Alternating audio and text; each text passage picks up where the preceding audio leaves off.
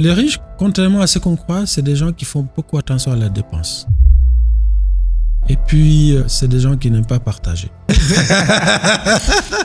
Je suis Diallo Mamadou Dian, multi-entrepreneur franco-guinéen. J'ai commencé par le champagne, après avoir travaillé pendant plus de 15 ans dans le milieu haut de gamme. Et aujourd'hui, j'écris mon premier livre qui s'appelle Déclic, Osez vous réaliser. C'est quoi la différence entre faire un produit grand public et un produit de luxe? Un produit grand public, c'est un produit à la fois accessible par tout le monde. Les clients qui ont les moyens, dans le haut de gamme en tout cas, viennent avec un état d'esprit. Ils veulent une expérience. Parce que tel l'a goûté, forcément c'est meilleur. Donc il faut que moi aussi je fais comme lui. C'est surtout l'expérience qu'on donne à nos clients, c'est ça la différence en fait. Est-ce qu'il y a d'autres différences de comportement à prendre en compte quand on veut faire du luxe? Les Africains qui sont riches, ceux qui me demandaient, c'est pas le meilleur produit, c'est quel est votre produit le plus cher.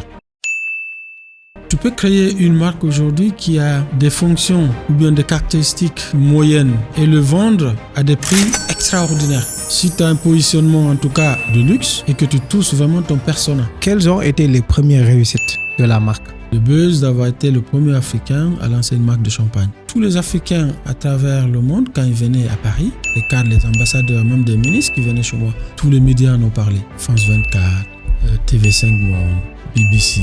Une fois, on s'est retrouvé même pendant le Covid avec Komi Seba et ça a été le buzz total. Toutes les routes étaient occupées. C'est l'une des marques, je pense, qui a commercialisé le plus rapidement à travers le monde, en fait, dans plusieurs pays. D'ailleurs, on a eu 2 médailles d'or l'année dernière. J'ai réussi à accéder en 2 ans seulement Duty Free de Cannes, fait le salon Duty Free de Miami, le salon Duty Free de Singapour. C'est la première marque de champagne qui porte un nom africain. On est la marque phare. Le Champagne Dian a côtoyé les plus grands de ce monde dans les meilleurs palaces. J'ai rencontré même le prince Albert de Monaco. Et quand on a vécu ça, on s'est dit, mais qu'est-ce qu'on peut faire de mieux encore? Est-ce que tu peux nous partager un de tes secrets qui t'ont vraiment permis de développer ton business? Dans tout ce qu'on fait, il faut oser aller au kilo. D'ailleurs, il y a une équation que j'appelle la transformation inévitable. Lorsqu'on fait des gestes répétitifs et avec le temps, si on a une vision claire là où on veut aller, on transforme nos objectifs en réalité. Pour la première fois, des experts, des entrepreneurs et des investisseurs te partagent des stratégies concrètes pour te permettre de devenir la meilleure version de toi-même. Ils vont te délivrer l'information noire, des secrets jamais révélés pour te développer personnellement et financièrement. C'est ça, la masterclass Business Expertise. Pour que nous puissions continuer à te donner gratuitement encore plus de ressources qui transforment ta vie, nous avons besoin de ta force. Il suffit juste de cliquer sur le bouton s'abonner. Merci de faire partie de ce mouvement de changemakers qui font bouger l'Afrique. Dian Diallo, comment tu vas? Très bien, je vais très bien, Manu Arthur. Est-ce que tu peux te présenter pour ceux qui ne te connaissent pas encore? Alors, merci tout d'abord de m'avoir invité à ce podcast vraiment très très intéressant que je suivais depuis un certain temps, que j'apprécie énormément et bravo à toi pour tout ce que tu fais pour la jeunesse africaine, parce que cela montre vraiment une dynamique nouvelle, des entrepreneurs qui évoluent et qui inspirent aussi d'autres. Alors, moi, je suis Diallo Mamadou Dian, multi-entrepreneur franco-guinéen. Je suis entrepreneur en France depuis 2017 et puis entrepreneur aussi en Côte d'Ivoire, en Suisse, mais aussi en Guinée depuis quelques temps. Et voilà, donc là, je continue ma marche j'ai commencé par le champagne et aujourd'hui j'écris mon premier livre qui s'appelle Déclic, Osez vous réaliser. Ça fait depuis 2017 effectivement que je me suis lancé dans le monde du champagne après avoir travaillé pendant plus de 15 ans dans le milieu haut de gamme, les spiritueux, champagne, pas que tout ce qui est cognac et aussi dans les duty free, c'est-à-dire j'ai évolué en fait de représentant brand ambassadeur de Moet Hennessy à manager dans les duty free des aéroports de Paris. Et c'était cette expérience qui m'a permis justement de développer des compétences pour pouvoir me lancer dans mon propre business. Pour ceux qui ne connaissent pas un peu le Champagne Dian, que représente ce champagne, cette marque en fait dans le monde des champagnes, des spiritueux et tout ça? Alors, le Champagne Dian, le Champagne Dian, c'est ma deuxième marque. C'est le Champagne Dian Diallo qui est la première marque de champagne que j'ai lancée. Après avoir travaillé pendant 15 ans, comme je disais tantôt, dans les duty-free des aéroports de Paris, j'ai été formé par les maîtres de cave des plus grandes maisons de champagne qui existent en France. Et de fil en aiguille, justement, j'ai développé cette passion pour le champagne. Bon, je connaissais rien dans le champagne. Hein. Je viens de la Guinée-Conakry, du Fouta-Jalon plus précisément. Donc, il y en a qui disaient que je me suis trompé de produits pour la fermentation. Au lieu de fermenter le lait, je vais fermenter le raisin. Yeah. C'est une petite anecdote. Voilà que tu peux? Ouais, super, oui, effectivement. Ouais. Voilà. Là, je comprends mieux. Voilà, exactement, le paradoxe, oui. Et donc, moi, je suis arrivé par hasard, après mes études en 2006, et de mon premier master en management et gestion des entreprises à Lille, à l'université de Lille. J'ai atterri à Paris. Puis, de fil en aiguille, tout de suite, j'ai eu un emploi dans les aéroports de Paris. Donc, je travaille en tant que commercial, animateur commercial dans les aéroports de Paris pour démarrer, pour tester le marché du luxe, parce que j'étais passionné vraiment par le luxe depuis le début. Et quand je suis entré dans le duty-free, justement, j'ai développé cette passion pour le champagne, parce que ces maîtres de cave parlaient du champagne avec un art philosophique, mais vraiment intense. Et moi, je suis quelqu'un de très curieux. J'aime me former tout le temps. Je me forme jusqu'à présent. Je me forme quasiment tous les mois. Il faut que j'apprenne quelque chose. Donc, je suis quelqu'un de très curieux depuis l'enfance. Et jusqu'à présent, j'ai cette motivation d'apprendre toujours et encore et encore. Avant la marque Dian Diallo, oui. Est-ce qu'il y avait d'autres marques africaine? Alors, c'est la première marque de champagne qui porte un nom africain. Donc, après justement, quand j'ai lancé ma première marque en 2017, comme je disais tantôt, c'est la première marque de champagne qui porte un nom africain. Pourquoi j'ai lancé cette marque? Comme je travaille dans le duty-free, il y a une femme d'affaires un jour qui est venue avec un monsieur, c'est une béninoise, qui était dans le business du champagne. À l'époque, on venait juste de sortir une nouvelle gamme de champagne riche. C'est le champagne Veuve Clicquot, avec aussi le champagne Moët Chandon qui s'appelle Ice Imperial. C'est une bouteille blanche avec, disons, un goût légèrement un peu doux, un peu entre... C'est un demi-sec en fait qui est assez sucré. Et les Africains, de manière générale, aiment beaucoup le champagne un peu plus doux, un peu plus sucré. Et cette dame est venue me voir pour me demander si elle pouvait représenter, comme j'étais à l'époque le représentant de Moët Hennessy, de Moët Chandon, Veuve Clicquot, Ruinart dans les aéroports de Paris, et pensait que je pouvais l'aider à avoir justement le marché au Bénin. Quand elle est venue me voir, m'a posé la question si elle pouvait. J'ai interrogé la direction, comment elle pouvait le représenter au Bénin. Il s'avérait qu'il y a une longue procédé à suivre. Et puis, il y avait aussi à l'époque une agence qui avait le monopole en Afrique. Donc, elle ne pouvait pas passer outre cette agence-là. Et de fil en aiguille, la dame était vraiment très frustrée. Elle me disait que oui, effectivement, que ça a été très délicat de pouvoir approcher cette agence pour pouvoir travailler avec eux. Donc, à l'époque, je me suis fait un challenge. J'ai dit, un jour, je lancerai une marque de champagne qui va porter un nom africain. Comme ça. Vraiment, c'était un défi qui n'était pas, à l'époque, un objectif pour moi. Mais la façon dont cette dame-là était frustrée d'aborder ce marché, je me suis dit, tiens, peut-être qu'il y a un marché à explorer. Parce qu'un business naît d'un problème qui n'est pas résolu. Bon, pour moi, c'est un problème. Pourquoi? Parce que les Africains consomment énormément de champagne et ça pourrait être aussi intéressant pour un Africain d'entrer dans ce marché. Et je me suis renseigné auprès du CIVC, le comité interprofessionnel de vin et champagne. Je faisais des allers-retours souvent. Comme on était formés tous les mois par les grands maîtres de chais, et que j'étais très curieux, à chaque fois qu'il y avait une formation, moi j'étais toujours sur la table du maître de cave, du maître de chais. Donc, je posais des questions que les autres ne posaient pas. Quand on veut aller sur... moi, j'aime approfondir tout ce que je fais. Donc, je ne fais pas que ce qui est nécessaire. C'est-à-dire, je vais au-delà. Je me renseigne en amont par rapport à ce que la formation va m'apporter, qu'est-ce que je veux apprendre dans cette formation, comment je peux dépasser, disons, le cycle minimum qu'on va me donner. Donc, je posais toujours des questions assez poussées. Donc, les maîtres de chais me remarquaient tout de suite. À la fin, ils voulaient déjeuner avec moi. Donc, je posais encore des questions beaucoup plus techniques. Donc, c'est comme ça que j'ai appris à aimer ce métier. Et de fil en aiguille, c'est devenu une passion pour moi. Et je me suis renseigné comment lancer une marque de champagne, les contraintes, la législation, voilà. Et puis, voilà, je me suis reformé, je suis reparti à l'école en 2015, justement, avant juste de lancer ma marque. Je suis reparti sur les bancs de l'école, 10 ans après avoir fait mon premier master, pour faire un MBA en marketing et stratégie, pour pouvoir positionner ma marque. Parce que j'aime bien maîtriser tout ce que je fais. Je ne vais pas tout déléguer au début, c'est-à-dire surtout quand on est entrepreneur, il faut avoir une vision claire de ce qu'on veut, de là où on veut aller. Et donc, c'est important d'apprendre soi-même comment positionner son produit, sa marque et comment le développer plus tard. C'est clair. Voilà. Derrière toutes ces réalisations-là, on n'a pas encore parlé de toutes les réalisations, les niveaux que tes marques ont pu atteindre. Mais je me dis qu'il y a toute une histoire derrière. Forcément, il y a quelque chose derrière qui te permet en fait de produire ce genre de résultats. Tout à fait. Quel a été ton premier défi dans ta vie? Alors, mon premier défi dans ma vie, c'est aller à l'école.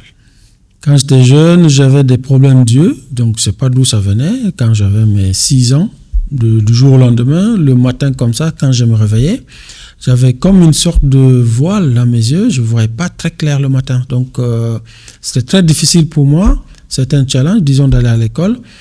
Le matin jusqu'à midi, c'était très difficile. C'est comme si j'avais une conjonctivite. Pourtant, ça n'en est pas un.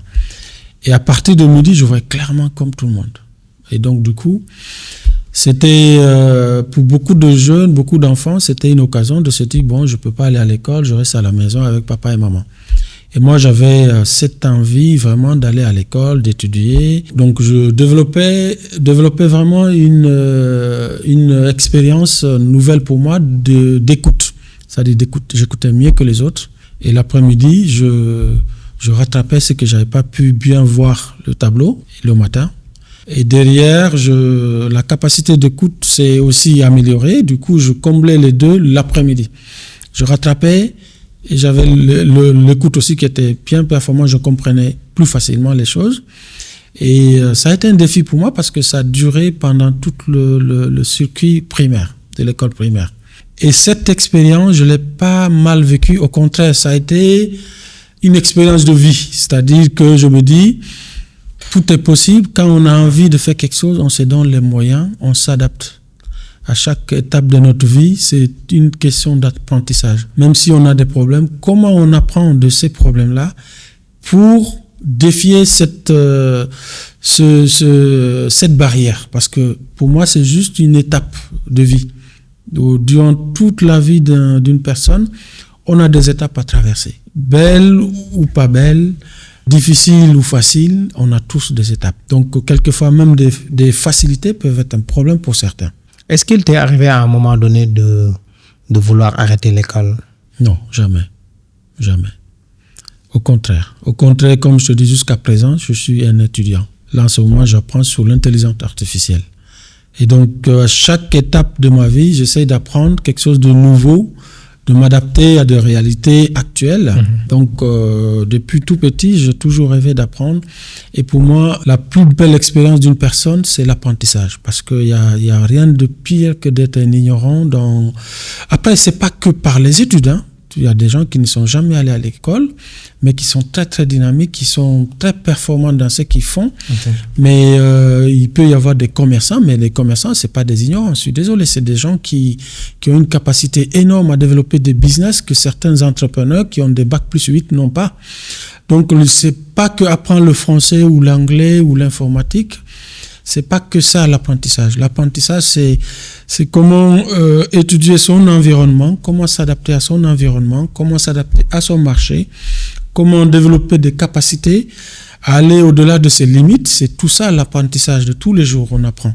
C'est-à-dire une expérience malheureuse, amoureuse ou professionnelle peut devenir un apprentissage pour nous booster à aller au-delà de nos capacités. Et tu vis le divorce de tes parents alors que tu étais encore très jeune. Est-ce que ça a impacté en fait sur tes études? Oui et non. C'est-à-dire qu'au début, ça a été un véritable challenge parce qu'il fallait que, quand mes parents ont divorcé, il fallait que je suive mon père au village. Et donc, au village, évidemment, c'était un autre challenge parce que moi, j'étais habitué à la capitale. Mes parents avaient une vie confortable, une maison bien située et puis avec toutes les commodités qu'il faut dans la capitale pour un enfant, disons, urbain, un peu dans pas dans l'abondance, mais ce qu'il faut pour vivre. Et au divorce de mes parents, justement, me retrouver au village qui manque de tout, mais qui avait aussi une beauté exceptionnelle. Moi, je suis quelqu'un, j'aime la nature. Donc, je l'ai très bien vécu. Comme je dis tantôt, je ne sais pas si c'est de là je tiens ce pouvoir de m'adapter à des contraintes nouvelles. Mais en tout cas, je l'ai pas mal pris. Ça a été une très belle expérience pour moi parce que j'aimais la nature. Et le seul défi, c'était que l'école était loin de mon village. Je devais marcher à pied 6 km à l'aller, 6 km au retour. Donc, tous les jours. Donc, c'était un défi. Un défi, mais comme on dit, à chaque défi, c'est-à-dire si on se donne les moyens, avec le courage, on peut y arriver, même sans motivation. Concrètement, quand on a une ambition et on a envie de faire quelque chose, on peut se donner les ressources, en tout cas, d'aller au bout. Devoir marcher 12 km par jour juste pour aller à l'école, est-ce que ces conditions-là, à un moment donné, n'étaient pas frustrantes? Et comment est-ce que ça t'a forgé? Justement, ça dit qu'au départ, c'était très délicat, pour ne pas dire très difficile.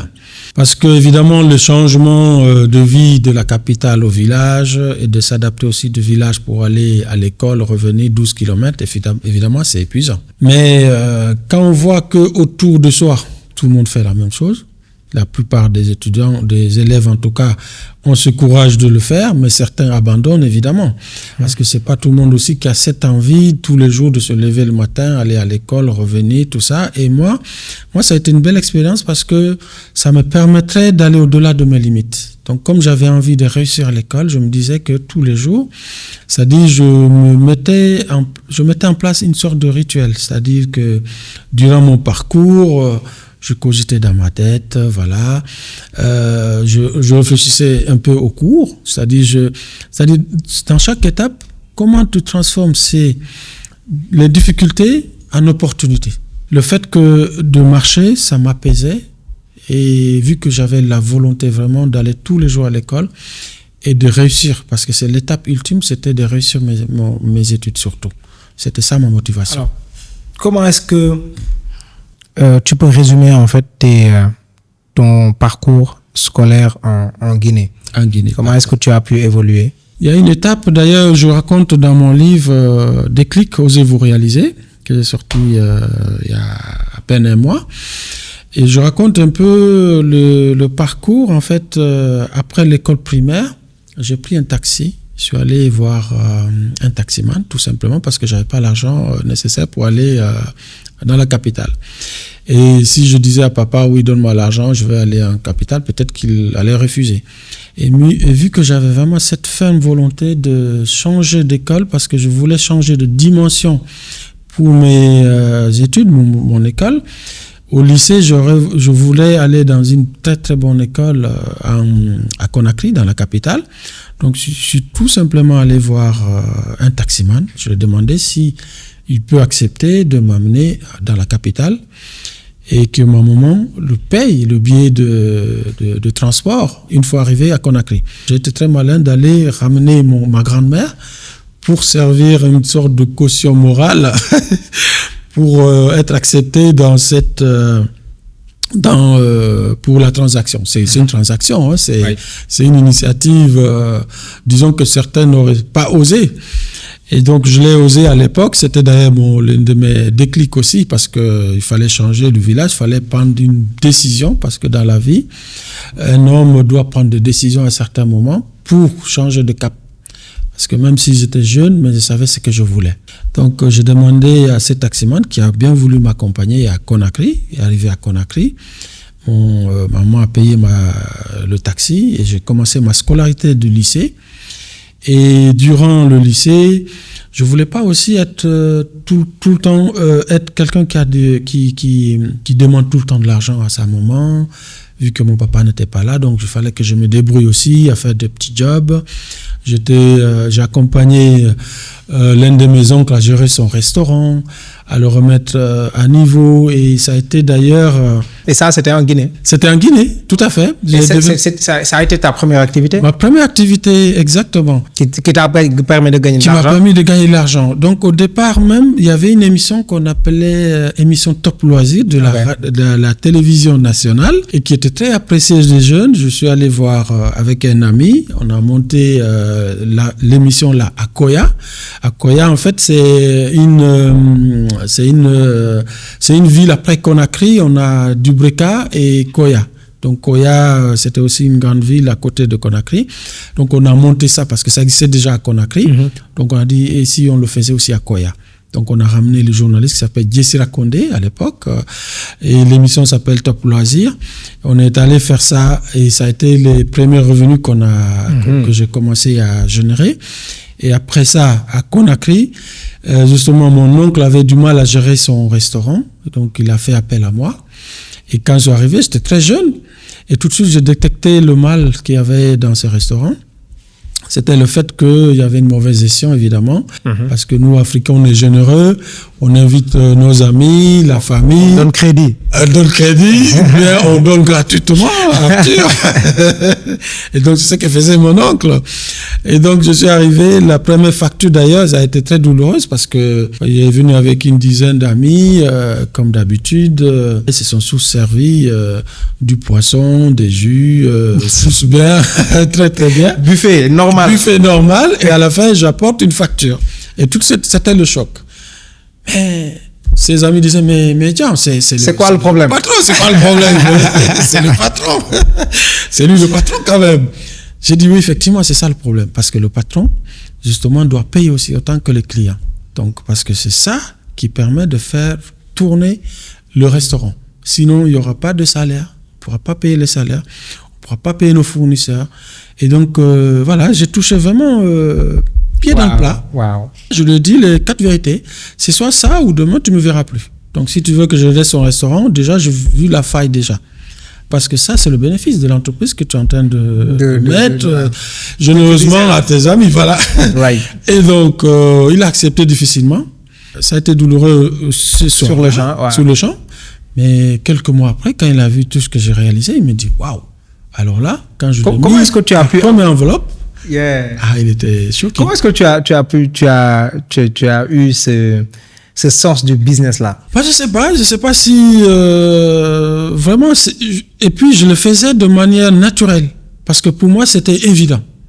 Quand tu ramènes autour de la table, vu la somme en plus, je dis non, c'est pas possible. Pour une dizaine de personnes. Une dizaine de personnes. C'est quand même quelque chose. Ah oui, évidemment, ils choisissaient pas n'importe quoi. C'est en plus, parce que mon oncle était très généreux. C'est quelqu'un, jusqu'à toute sa vie, ça a été quelqu'un de super généreux. Mais moi, je me dis toujours, il y a le travail, il y a le côté professionnel. Et il y a aussi le côté familial, il ne faut pas tout mélanger. Comment est-ce que tu vois cette générosité qui peut être... on peut même parler de générosité à l'africaine. Qu'est-ce que tu en penses? C'est un couteau à double tranchant. C'est-à-dire, quand on est trop généreux, ça devient aussi une faiblesse. Parce que ça nuit aussi au business. Par exemple, pour l'exemple du restaurant, ça ne marchait pas. Donc, si ça ne marche pas, c'est qu'il y a un problème. Moi, quand je suis arrivé, j'ai vu tout de suite le problème. C'est la générosité parce que on a trop de sentiments, voilà, on ne sait pas dire non. Alors que ça nous empêche aussi quelquefois d'évoluer parce que à un moment donné, c'est d'ailleurs ce qui a fait que on a été dominé par l'extérieur parce qu'à chaque fois la générosité est excessive. Quand les gens ils arrivent en Afrique, ils voient que voilà, on donne tout. Des fois, on se prive nous-mêmes, on déroule le tapis et sans mettre des limites. Et quand il n'y a pas de limite, évidemment, tout est permis. Et quand tout est permis, c'est le gaspillage, c'est le débordement de tout. Il faut des règles dans tout ce qu'on fait. Que ce soit au niveau de l'État ou au niveau d'une entreprise. C'est, voilà, quand tu accueilles quelqu'un chez toi, voilà, tu lui dis qu'il y a des limites. C'est-à-dire, on ne rentre pas, on ouvre le frigo, on fait ce qu'on veut. certes, tu es mon invité, mais il y a des limites à ne pas dépasser. C'est comme dans la politique, c'est valable dans dans nos entreprises. Donc, la générosité africaine, c'est une bonne chose, mais quand elle est excessive, quand elle déborde, je pense que c'est un mal qu'il faut soigner. Donc, il faut vraiment le juste milieu. En se donnant des objectifs, on veut aller plus loin, et pour aller plus loin, il faut vraiment aussi une certaine discipline. Donc, je pense que dans la générosité, il n'y a pas de discipline. Et il faut, à un moment donné, qu'on soit discipliné pour atteindre nos objectifs, pour aller vraiment au-delà même de nos objectifs. C'est-à-dire parce qu'on est capable. L'Afrique est un continent très riche, comparé à l'Afrique, parce qu'il y a des paradoxes aussi de nos pays où on a... Tantôt c'est les Russes qui arrivent, tantôt c'est les Américains, tantôt c'est les Français, tantôt c'est les Chinois. Donc, tu vois ce que je veux dire? Donc, il y a une sorte de générosité dans tout ça. Et après, nous, on est où dans tout ça? On est où dans tout ça? Donc, c'est comme dans nos entreprises aussi, c'est comme dans nos familles. Dans nos familles aussi, on est très accueillant. On accueille, quand on est par exemple dans la capitale, on accueille toujours les gens du village, dans notre maison. Et on accueille même des gens qui ne sont pas de notre village, dans notre maison, et quelquefois, ça pose des problèmes. Donc, la générosité africaine, quand elle est maîtrisée, c'est très bien, mais quand elle est excessive, ça nous détruit nous-mêmes à l'intérieur.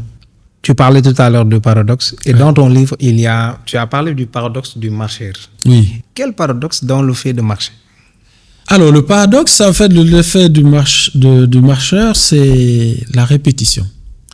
D'ailleurs, il y a une équation que j'appelle la transformation inévitable, qui arrive, c'est-à-dire on se transforme inévitablement lorsqu'on fait des gestes répétitifs, c'est-à-dire tous les jours, on répète la même chose, et avec le temps qui passe, plus cet effet de répétition, si on a une vision claire là où on veut aller, on transforme nos objectifs, notre vision claire en réalité. Voilà, donc pour moi, c'est l'un des paradoxes les plus marquants de ce livre, parce que le fait de marcher, je m'étais donné comme objectif de réussir mes études, même si je suis au village, je peux réussir mes études. Et l'objectif, c'était d'aller à Conakry ensuite. Et d'ailleurs, même tout jeune, j'avais l'ambition d'aller au-delà de Conakry, c'est d'aller étudier en France. Et donc, quand je suis arrivé, évidemment, au-delà de ce paradoxe, de cette équation, et donc, à chaque fois que je marchais, je me disais, voilà, mon objectif, c'est de repartir à Conakry, de faire l'université à Conakry, et après de finir mes études en France. Et d'ailleurs, quand je suis arrivé à Conakry, je ne me suis pas limité qu'à aller à l'université de Conakry. Je me suis ajouté un défi. La plupart des étudiants, des élèves, quand ils ont leur bac, ils choisissent en premier choix d'aller à Conakry, à l'université de Conakry. Moi, j'ai choisi délibérément d'aller à l'université à l'intérieur du pays qui s'appelle l'université de Kankan. Et à l'époque, en 98, personne de nos amis, aucun étudiant ne voulait aller faire ses études à Kankan. Parce que dedans, c'est loin, à 650 km de Conakry. On n'est pas à côté de sa famille, et puis la vie était très difficile là-bas. D'ailleurs, à l'époque, le terme qu'ils utilisaient, c'est Kankan, Bekandiamana, Motemodlong, Motemoson. Je fais un petit lien d'ailleurs dans le livre. Donc ça veut dire, Bekandiamana, c'est-à-dire c'est comme la ville où personne ne connaît personne et personne ne donne rien à personne. C'est tellement que c'est difficile, genre. Mais il donnait cette étiquette à Kankan, c'était pas vrai. Parce que moi, j'ai vécu ma plus belle expérience de vie universitaire. J'ai fait 6 universités au total, 2 universités en Guinée, Kankan et Conakry, et 4 universités en Europe. Ma plus belle expérience estudiantine, c'était à Kankan. Et je fais le choix d'aller là-bas. Pourquoi? C'était pour me déconnecter de la famille. Parce que comme j'avais l'ambition d'aller en France, je me disais, c'est là que je dois d'abord faire mon école d'apprentissage de la vraie vie, en me déconnectant de tout, en étant autonome aussi, dans une ville que je ne connais personne. Et quand je suis arrivé à Kankan, pourquoi j'ai réussi? Parce que dès que je suis arrivé, le lendemain, je me suis dit, comment je vais m'adapter dans cette ville? Il fallait d'abord trouver un parrain. Un parrain, pourquoi? Parce que il fallait, s'il y a des problèmes, avoir quelqu'un à qui me confier, parce que moralement, un étudiant, tout être humain a besoin d'avoir des conseils. Quand ça va mal, on a besoin de rebondir quelque part. Quand il n'y a pas papa et maman, on a besoin d'avoir une personne qui nous soutient moralement parce que tout ce qu'on a de plus précieux, c'est notre cerveau. Notre objectif cette année, permettre à 10 000 personnes de lancer et de développer leur business. Et la première étape pour y arriver, c'est d'inspirer et de motiver à travers ce podcast qui met en avant des parcours d'entrepreneurs confirmés. Et pour toi qui vas aller plus loin, nous te proposons un pack qui va te permettre de démarrer concrètement ton business et de faire tes premières ventes. Dans le pack, tu as une formation business qui t'explique de manière simple les piliers du business. Comment avoir un mindset d'entrepreneur, créer une offre irrésistible, mettre en place une stratégie de communication, élaborer un système de vente, mettre en place un système de délivrabilité, gérer les opérations, logistique, finance, ressources humaines. Dans le pack, tu as aussi un e-book avec 100 idées business rentables et faciles à lancer en Afrique. On lance ce pack Business Starter à un prix vraiment très accessible pour permettre au maximum de personnes d'en profiter. 9 900 francs CFA. L'offre est limitée, donc clique sur le lien en description pour en profiter dès maintenant. Après, en Afrique, j'ai l'impression que quand on est un homme, on se dit on va aller jouer les guerriers, on n'a pas forcément besoin d'un conseiller. C'est ça. On va se débrouiller, on est jeune avec la fougue. Exactement. Oui, c'est vrai aussi. Mais quand on se dit aussi qu'on peut, en cas de problème, compter sur quelqu'un, un par un, et pour moi, c'était un sage du quartier, c'était volontairement, c'était une certaine sécurité. Même si ça a été quelque chose au-delà de la sécurité même que j'ai trouvé aussi un vrai papa. Parce que l'idée aussi, c'est pas que je pouvais pas survivre tout seul, mais je me dis toujours que connaître aussi les coutumes locales, parce que c'était deux cultures très différentes. Moi, je suis issu d'une culture Peul, au Fouta-Jalon. Et en Haute-Guinée, c'était la culture mandingue. Et moi, je suis quelqu'un de très curieux.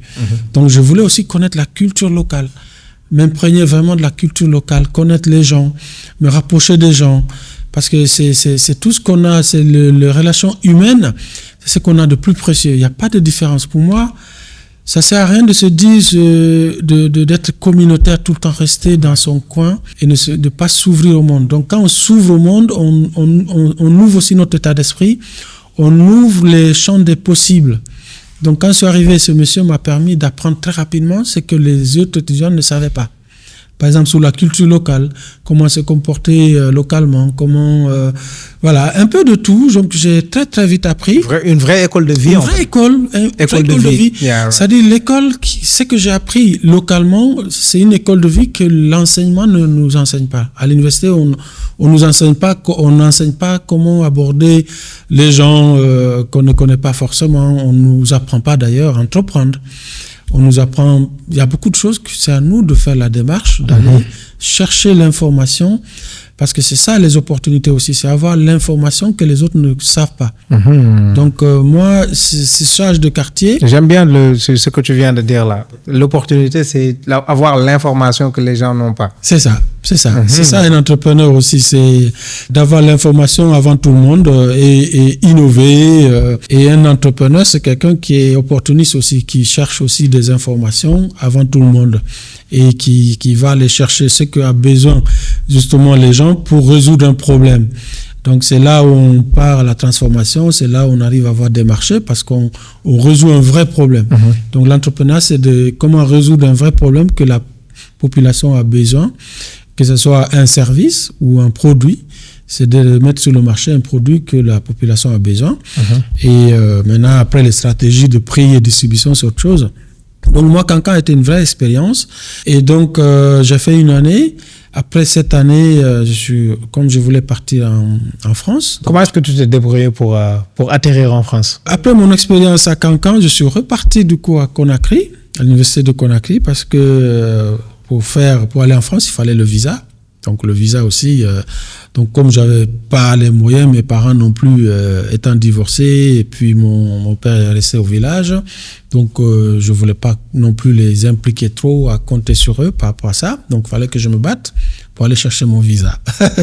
Et donc du coup, j'ai demandé une mutation en deuxième année de DUG, économie et gestion. J'ai fait la première année à Cancan, et la deuxième année, je suis reparti à Conakry, pour être proche aussi des institutions, pour pouvoir faire mes démarches pour la France. Donc, j'envoyais des courriers des courriers en France, à l'époque aussi en Allemagne, parce que j'ai eu la chance de rencontrer un monsieur qui venait de l'Allemagne. Il est très très doué en allemand. Il avait eu une bourse d'études pour aller en Allemagne et il est revenu à Conakry pour enseigner l'allemand. Je l'ai rencontré, il était très dynamique. Comme j'étais quelqu'un de très curieux et j'ai voulu apprendre l'allemand. Et en 6 mois, je suis devenu bilingue en allemand. Wow.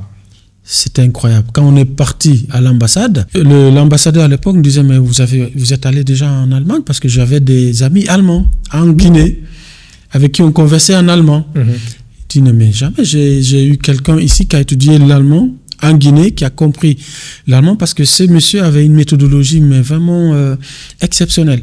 Donc, il ne parlait jamais en français. Il parlait que en allemand.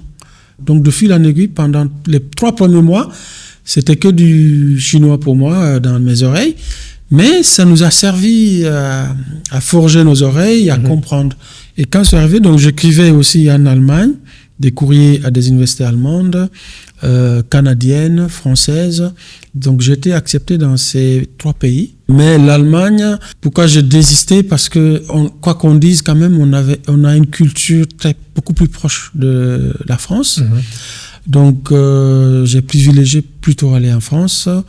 Et donc j'ai écrit aussi au Crous de Paris, au nom de Lille, pardon, pour avoir une chambre étudiante. Donc tous m'ont répondu favorablement. Donc avec ça, justement, je suis allé voir mon oncle qui avait les restaurants là, justement, pour m'accompagner, parce il connaissait aussi l'administration. C'était un inspecteur de police, donc il connaissait bien aussi les démarches à faire pour le visa. Donc je suis allé moi-même sortir le visa à travers déjà tous les courriers que j'écrivais aux différentes universités. Et j'avais des correspondants aussi dans ces pays-là, en Allemagne, au Canada et en France. Donc des correspondants à qui j'écrivais régulièrement, tous les mois. Je recevais des courriers en Guinée qui m'informaient un peu comment les études se passent en Allemagne, en Guinée et au Canada.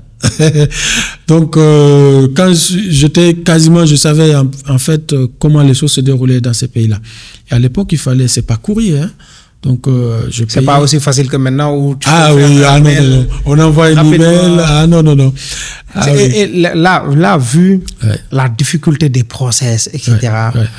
Et aujourd'hui, on peut dire en fait que les jeunes ont plus de facilité pour faire des procédures, etc.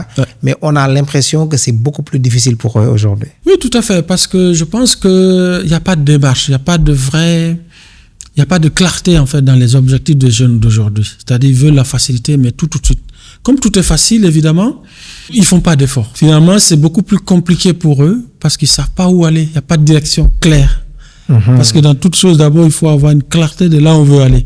Et la façon de réussir, en fait, d'aller d'un point A à un point B, c'est de savoir déjà clairement comment aller le plus rapidement possible et s'organiser pour y aller, justement. Mais aujourd'hui, j'ai l'impression que les gens n'ont pas de direction définie, claire, en fait. Il y a trop d'informations.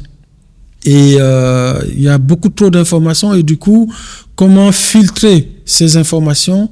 Comment se canaliser, justement, comment canaliser son énergie pour se faire focus sur l'objectif clé? Et pour ça, il faut avoir une vision claire déjà de là où on veut aller. Et avec ça, maintenant, définir des étapes, comment atteindre l'objectif final.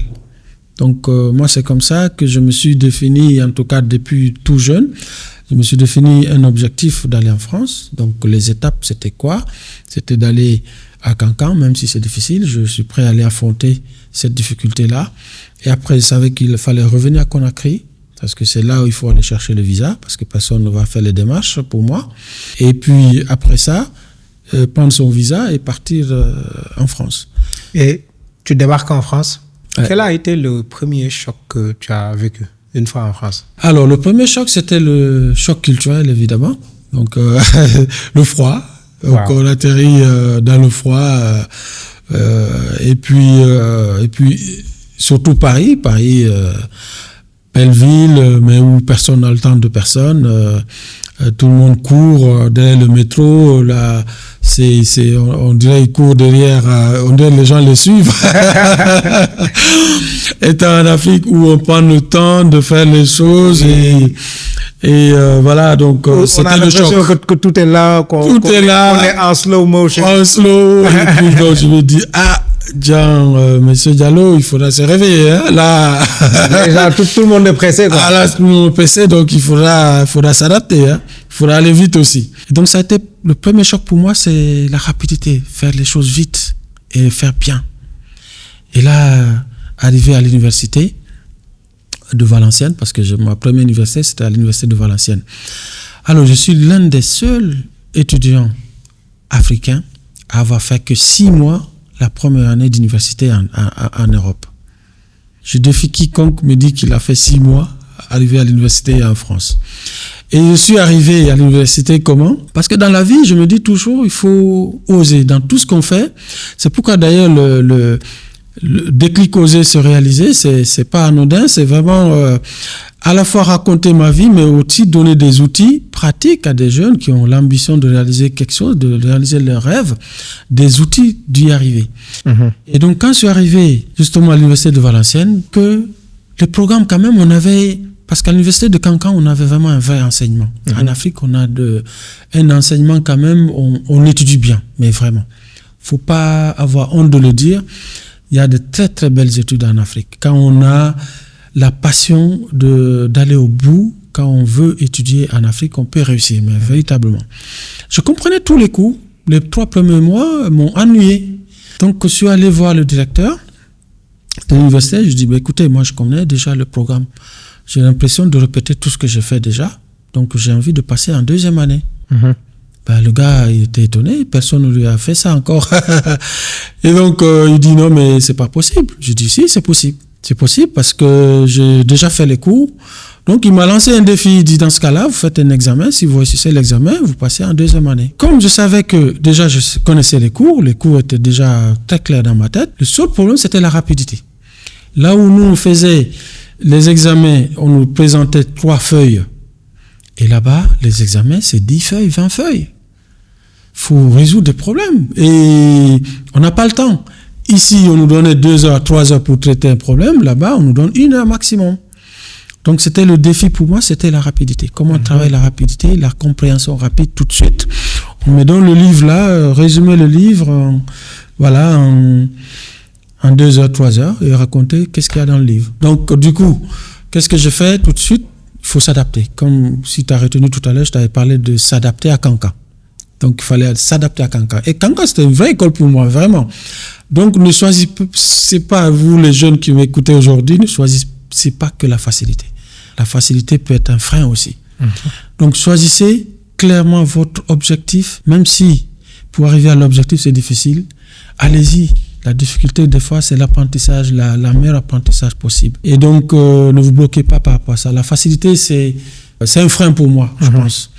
Et aujourd'hui, tout est facile, donc ça devient un frein. Et donc, du coup, j'arrive, je dis, comment je vais réussir à traiter ce que je fais en 3 heures en 1 heure. Donc, je demande des cours de mes copains. Je me suis fait d'abord des copains français, parce que il faut apprendre le système.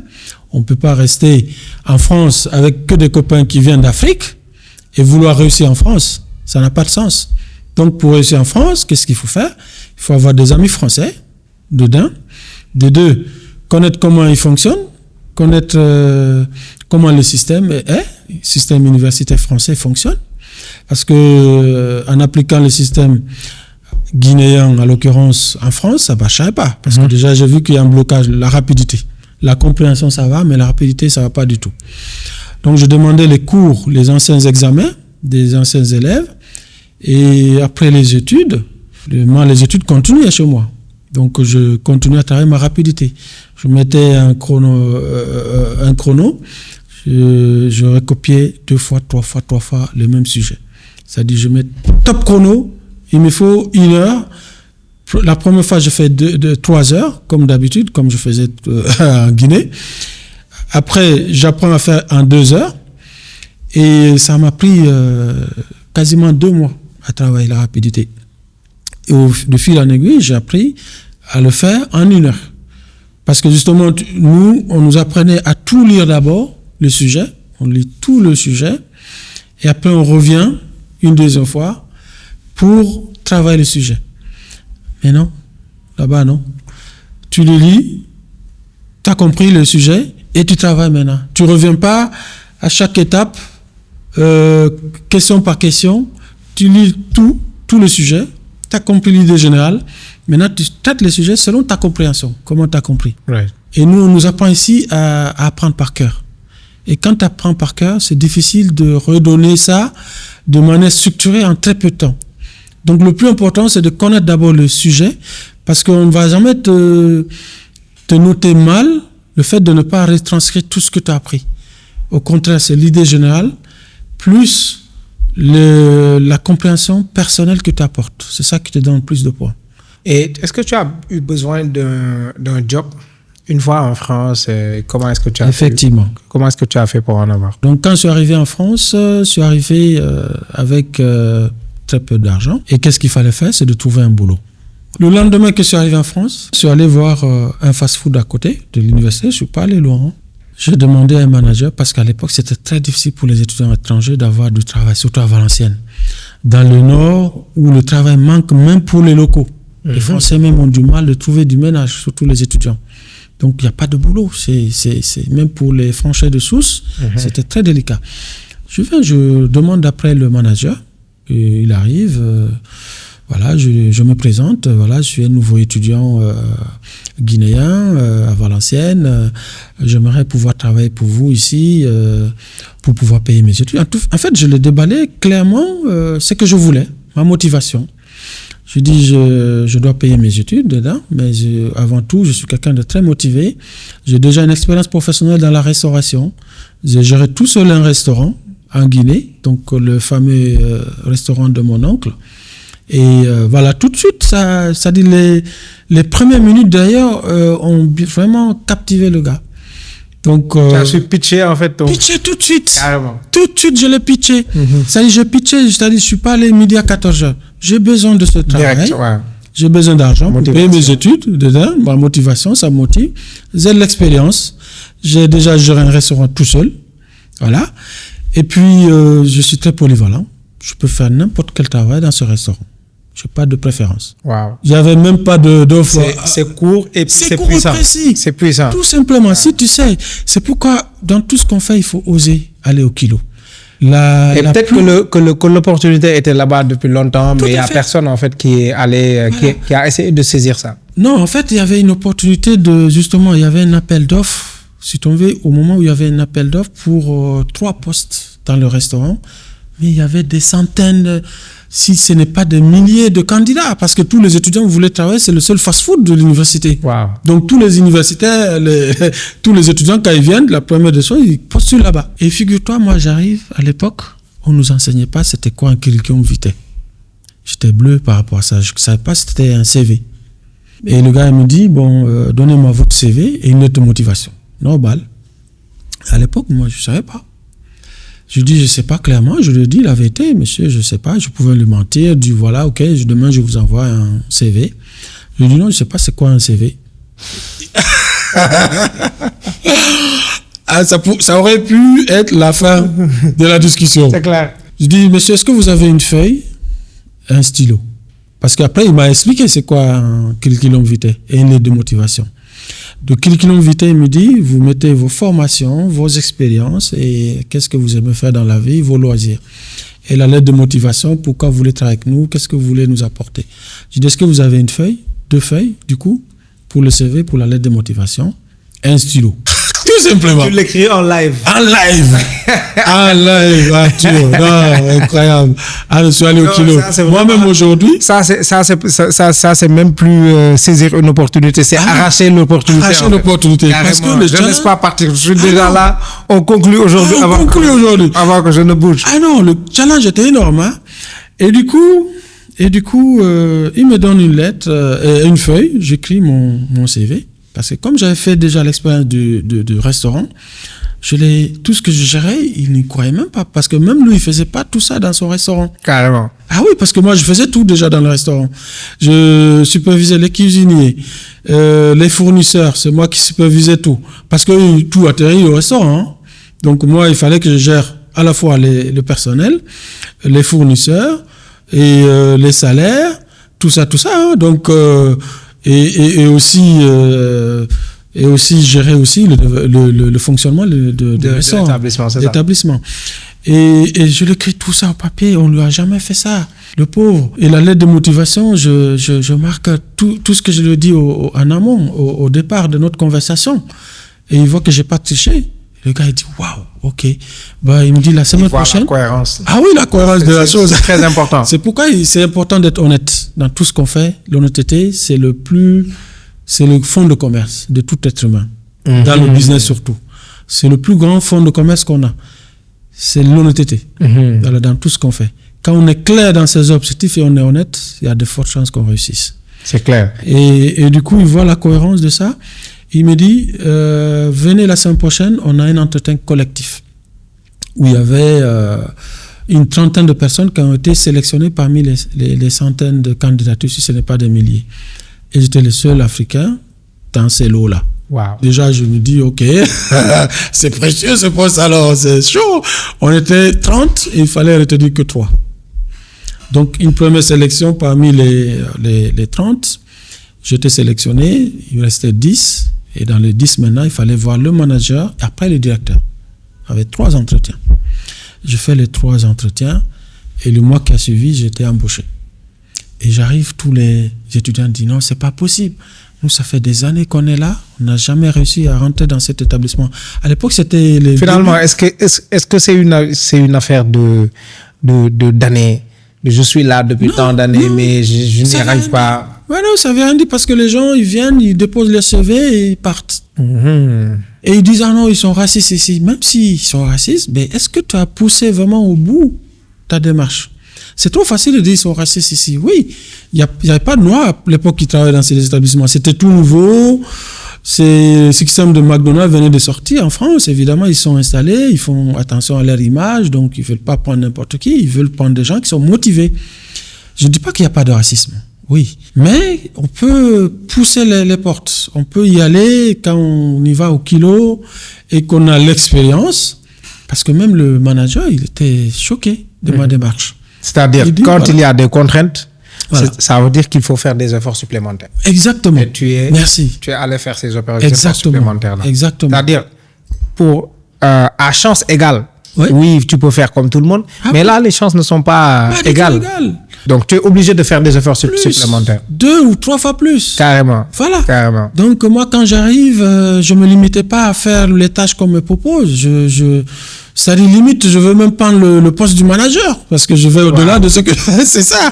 Et donc, je faisais des choses au-delà de mes capacités. Donc, je fournissais plus que ce que j'ai besoin de faire, plus que mes tâches. Le gars, il voulait coûte que coûte me garder. Il dit non, moi... Mon objectif, c'est pas de rester dans la restauration. Hein. Donc, moi, comme j'ai des objectifs, je voulais travailler.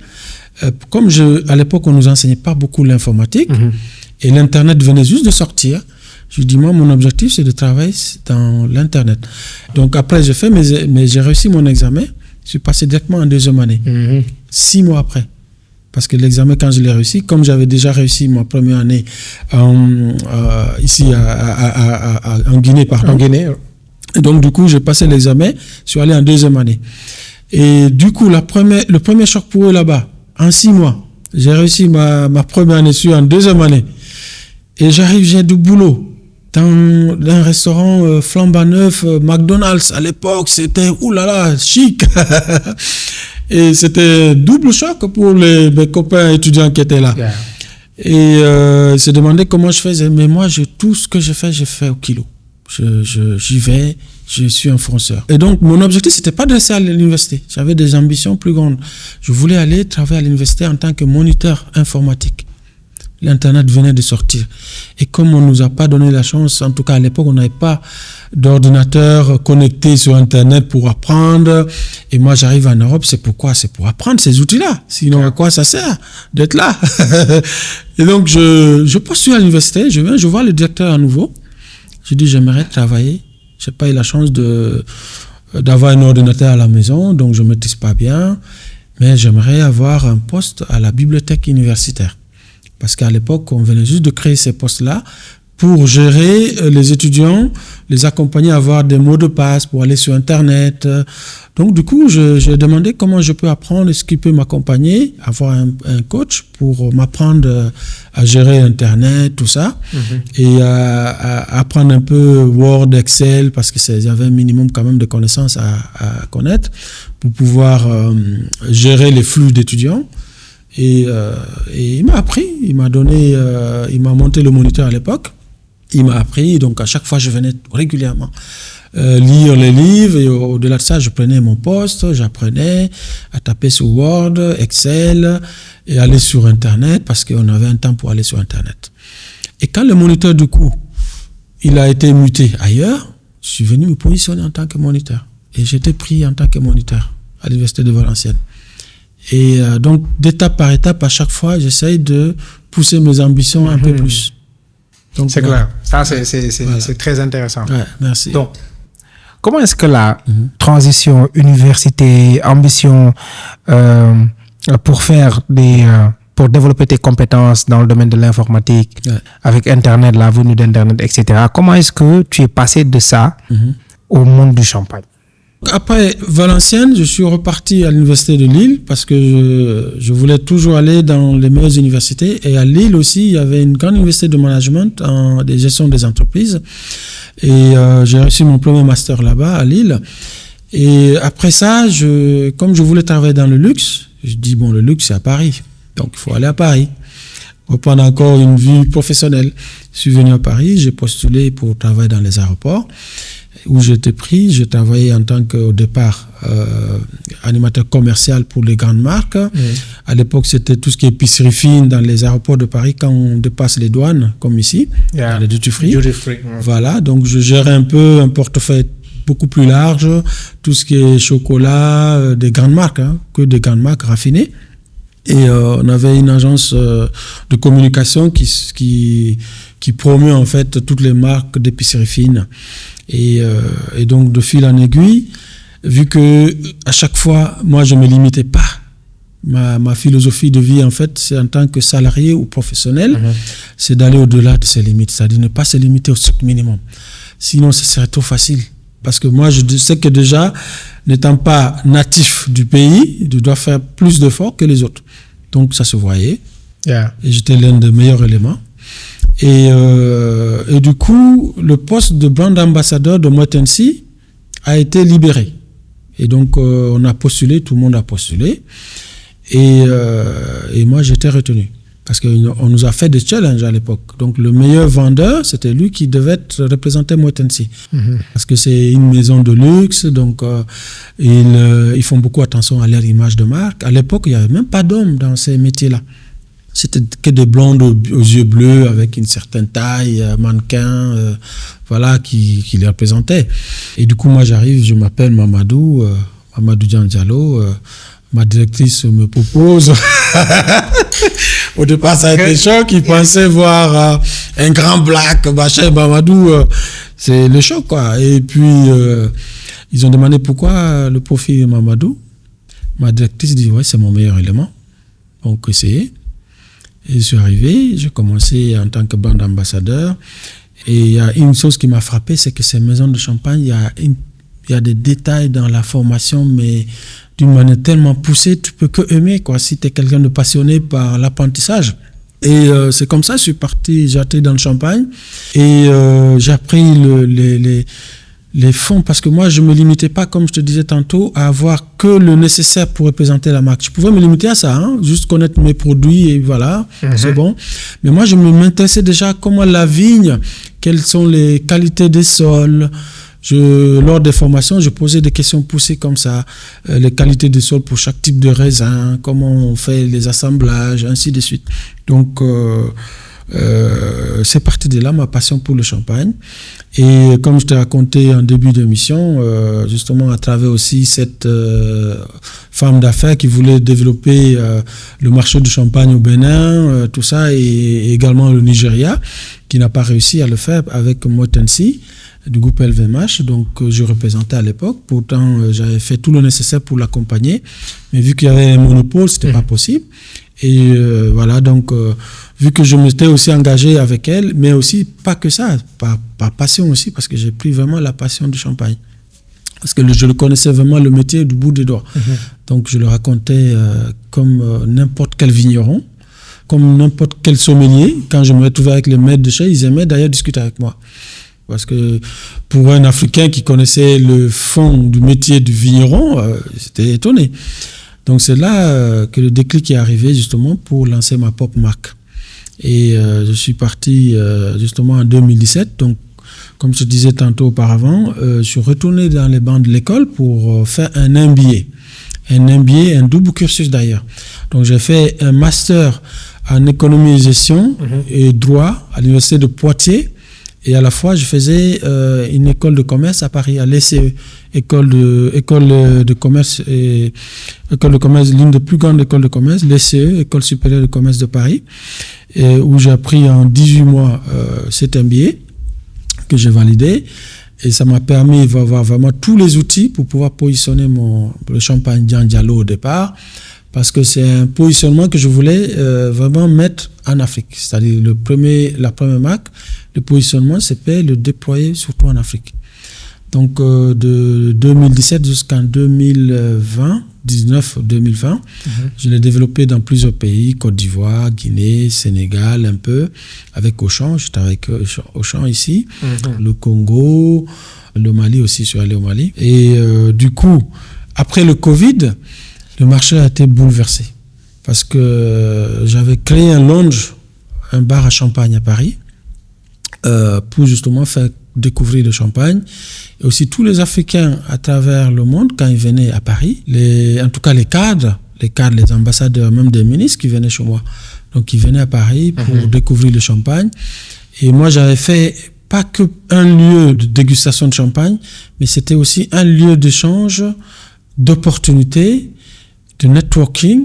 J'avais choisi une journée dans la semaine où je faisais un focus pour accompagner les entrepreneurs africains, les porteurs de projets africains à se connecter. Parce que j'ai remarqué qu'il nous manquait vraiment un établissement haut de gamme pour pouvoir nous connecter. Ça manquait énormément. Donc on ne peut pas aller sur les autres et parler de tout et n'importe quoi. Dans les autres restaurants, quand il y avait des rendez-vous d'affaires, à un certain temps, on dit « Monsieur, il faut libérer la salle ». Donc chez moi, c'était open bar. Tous les jeudis, c'était open business. C'est clair. Et tu lances ta marque. Ouais. Quelles ont été les premières réussites de la marque? Est-ce que ce qui arrive en premier, c'est des réussites ou bien c'est des difficultés qui viennent en premier? Alors, en premier lieu, oui, ça a été le buzz. Le buzz d'avoir été le premier Africain à lancer une marque de champagne. Tous les médias en ont parlé. France 24, TV5 Monde, BBC, tous les médias, presse, radio, télévision, presse écrite, tous, mais quasiment vraiment, que ce soit le Figaro, Paris Match, tous les grands journaux, le Parisien, pas que en Europe, pas que en France, mais aussi en Afrique, beaucoup de médias. Et du coup, ça a été un effet de croissance très très rapide. Et du coup, je me retrouve à voyager beaucoup en Afrique. L'OIF qui m'invite dans des salons en tant que grand témoin de réussite. Et alors que moi, je venais juste de démarrer, je faisais encore mes écoles. Et donc, j'étais invité dans plusieurs pays en Afrique pour venir témoigner de mon parcours, pour comment j'ai réussi à lancer une marque de champagne, et comment, justement, donner un peu de motivation aussi à des jeunes qui ont envie de faire comme moi, de se lancer dans l'entrepreneuriat. D'ailleurs, ça a été l'une de mes plus grandes réussites, c'est d'inspirer les Africains, des jeunes des diasporas et les Africains du continent à croire en eux. Donc c'est ma plus grande réussite. Pour moi, le champagne, c'était juste un produit que j'ai lancé comme d'autres en France, machin. Mais moi, ma plus grande réussite, c'est d'avoir inspiré beaucoup de jeunes sur le continent et des diasporas à oser franchir le pas. Et pourquoi? Parce que les diasporas, déjà, comme je te disais tantôt, je mettais en place tous les jeudis pour un partage d'expérience entre les entrepreneurs qui ont déjà réussi, plus aussi des ambassadeurs africains, mais aussi des ministres français et africains que j'invitais pour parler de leur parcours, pour ouvrir le réseau, parce que aussi entreprendre sans réseau, on ne peut pas aller loin. Donc, ce qui nous manque beaucoup de diaspora, c'est surtout le réseau, parce qu'on est souvent dans un petit cocon entre soi, entre communautés, c'est très mauvais pour le business. Donc, pour pouvoir élargir le réseau, il faut se connecter avec les autres communautés. Et justement, les gens venaient de Belgique, de l'Allemagne, des diasporas, de loin, pour venir participer à ces networking, parce qu'ils savaient que c'était riche, parce qu'on invitait des gens. Une fois, on s'est retrouvé même pendant le Covid avec quelqu'un de très sulfureux, Komi Seba. Je n'avais pas fait exprès, hein. Et il est venu, et ça a été le buzz total. Et on a eu plus de 1000 personnes pour un établissement. Toutes les routes étaient occupées. Wow. J'accueillais tout le monde, en fait. J'étais pas là en me disant, oui, non, toi, t'es trop sulfureux, toi, t'es ceci, t'es cela. Non, non, non. Pour moi, mon lieu, c'était un lieu de rencontre, de partage d'expérience. Donc, à partir du moment où tu as quelque chose à partager, une expérience, ou bien tu viens, il y a des jeunes qui sont là, qui sont preneurs, qui veulent se connecter. Et d'ailleurs, là-bas, ça a permis à beaucoup de maires africains à s'émanciper, à se lancer dans la politique. Parce qu'au niveau politique aussi, il y avait plusieurs maires, j'avais beaucoup d'amis qui sont maires adjoints, mais qui n'osaient pas se présenter dans les mairies. On s'est dit, mais maintenant qu'il y a aussi une certaine émancipation, il est temps qu'on ait des Africains qui soient maires, qui soient députés, comment on se connecte entre nous. Des fois jusqu'à très tard, à 2h du matin, on est en train de se donner des stratégies à la fois entrepreneuriales, mais aussi... On dirait que ça a bien payé lors des dernières élections locales en France. Ah, tout à fait. On a vu qu'il y a... Ça bouge. Tout à fait, ça bouge. Beaucoup de politiciens... Tout à fait. De maires noirs qui ont été nommés. Tout à fait. Donc, du coup, ça a été l'une des origines. Je ne suis pas le seul, mais ça a été une sorte de catalyseur aussi, parce que quand on n'a pas un lieu de référence pour discuter ce genre de questions, évidemment, on ne peut pas aller dans un restaurant lambda parler de sujets de manière plus décontractée, sans être interpellé ou voilà, sans gêner les autres. Chez moi, c'était comme à la maison. Yeah. J'invitais même des ministres aussi. Il y avait Patrick Canet, par exemple, à l'époque de François Hollande. Patrick Canet, qui est aujourd'hui le sénateur de la gauche, qu'on avait invité à l'époque. Et on a battu même campagne pour le maire du 20e. Parce que j'étais quelqu'un quand même qui était très apprécié dans l'arrondissement, le Paris 20e. Et jusqu'à présent, d'ailleurs, même le maire, je faisais partie des 300 personnalités invitées à la mairie de Paris. Par la gauche, par exemple, à la prise de fonction de la mairie de Paris.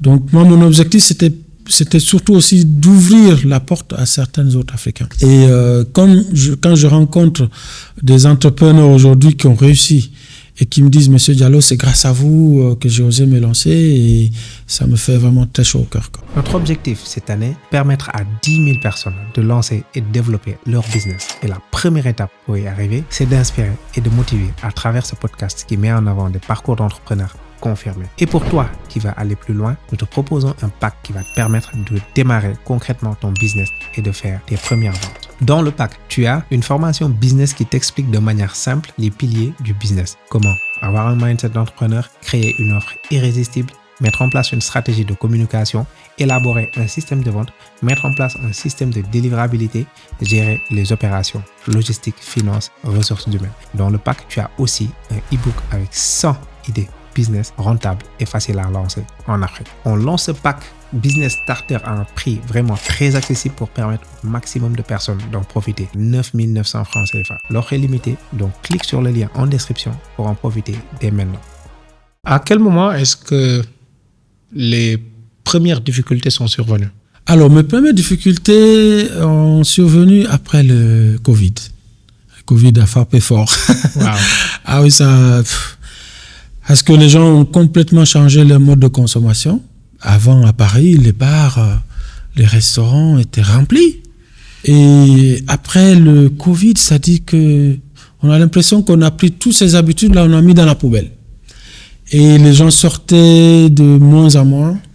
Et le business aussi s'est arrêté pendant le moment du Covid. Parce que moi, du coup, comme j'ai eu le buzz, je commercialisais beaucoup à l'international.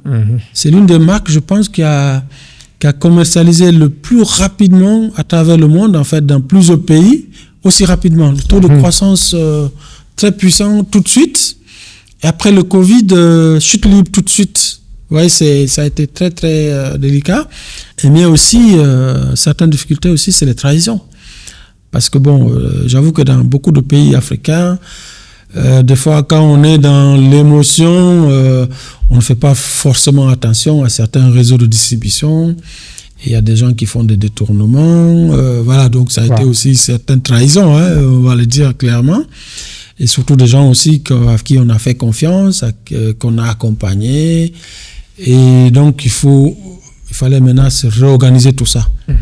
Et donc, tout de suite, il y a eu un nouveau déclic.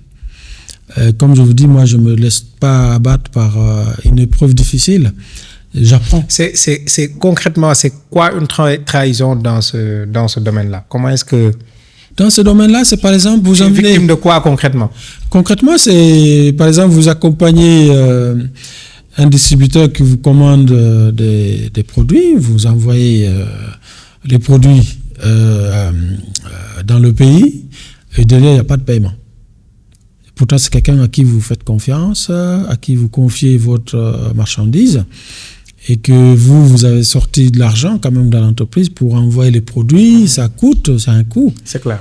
Et derrière, on vous dit oui, ça n'a pas marché, ou bien voilà, il y a quelqu'un qui m'a détourné, ou tel n'a pas payé, il y a toujours des raisons. Voilà. Ça commence à parler chinois. Ça commence à parler chinois. Et là, on s'est dit, OK, bon, bah, on est... Mais où sont les produits? Où sont les produits alors? C'est ça, exactement. Et donc, ça a été l'une de mes plus grandes difficultés ici. Et ça, c'était en Afrique?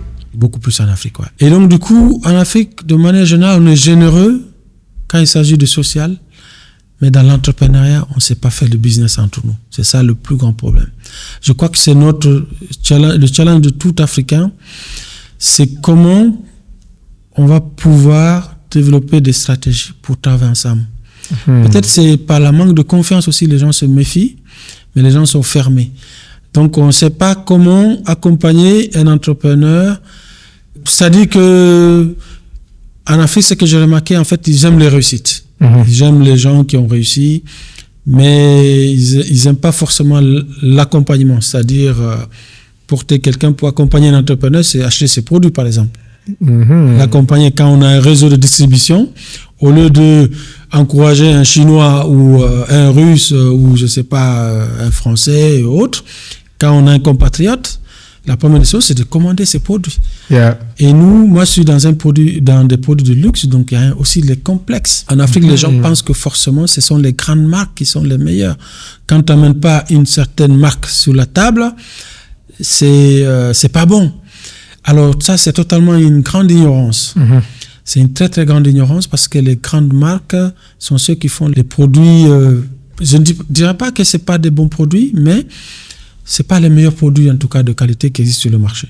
Les petits producteurs, dans ce qui concerne le champagne, sont ceux qui font avec beaucoup plus de passion, beaucoup plus d'amour, parce qu'ils sont beaucoup plus proches de leurs produits, de la nature, du terroir, de tout le process, c'est-à-dire ils le suivent de manière très structurée et aussi surtout de manière très passionnée en fait.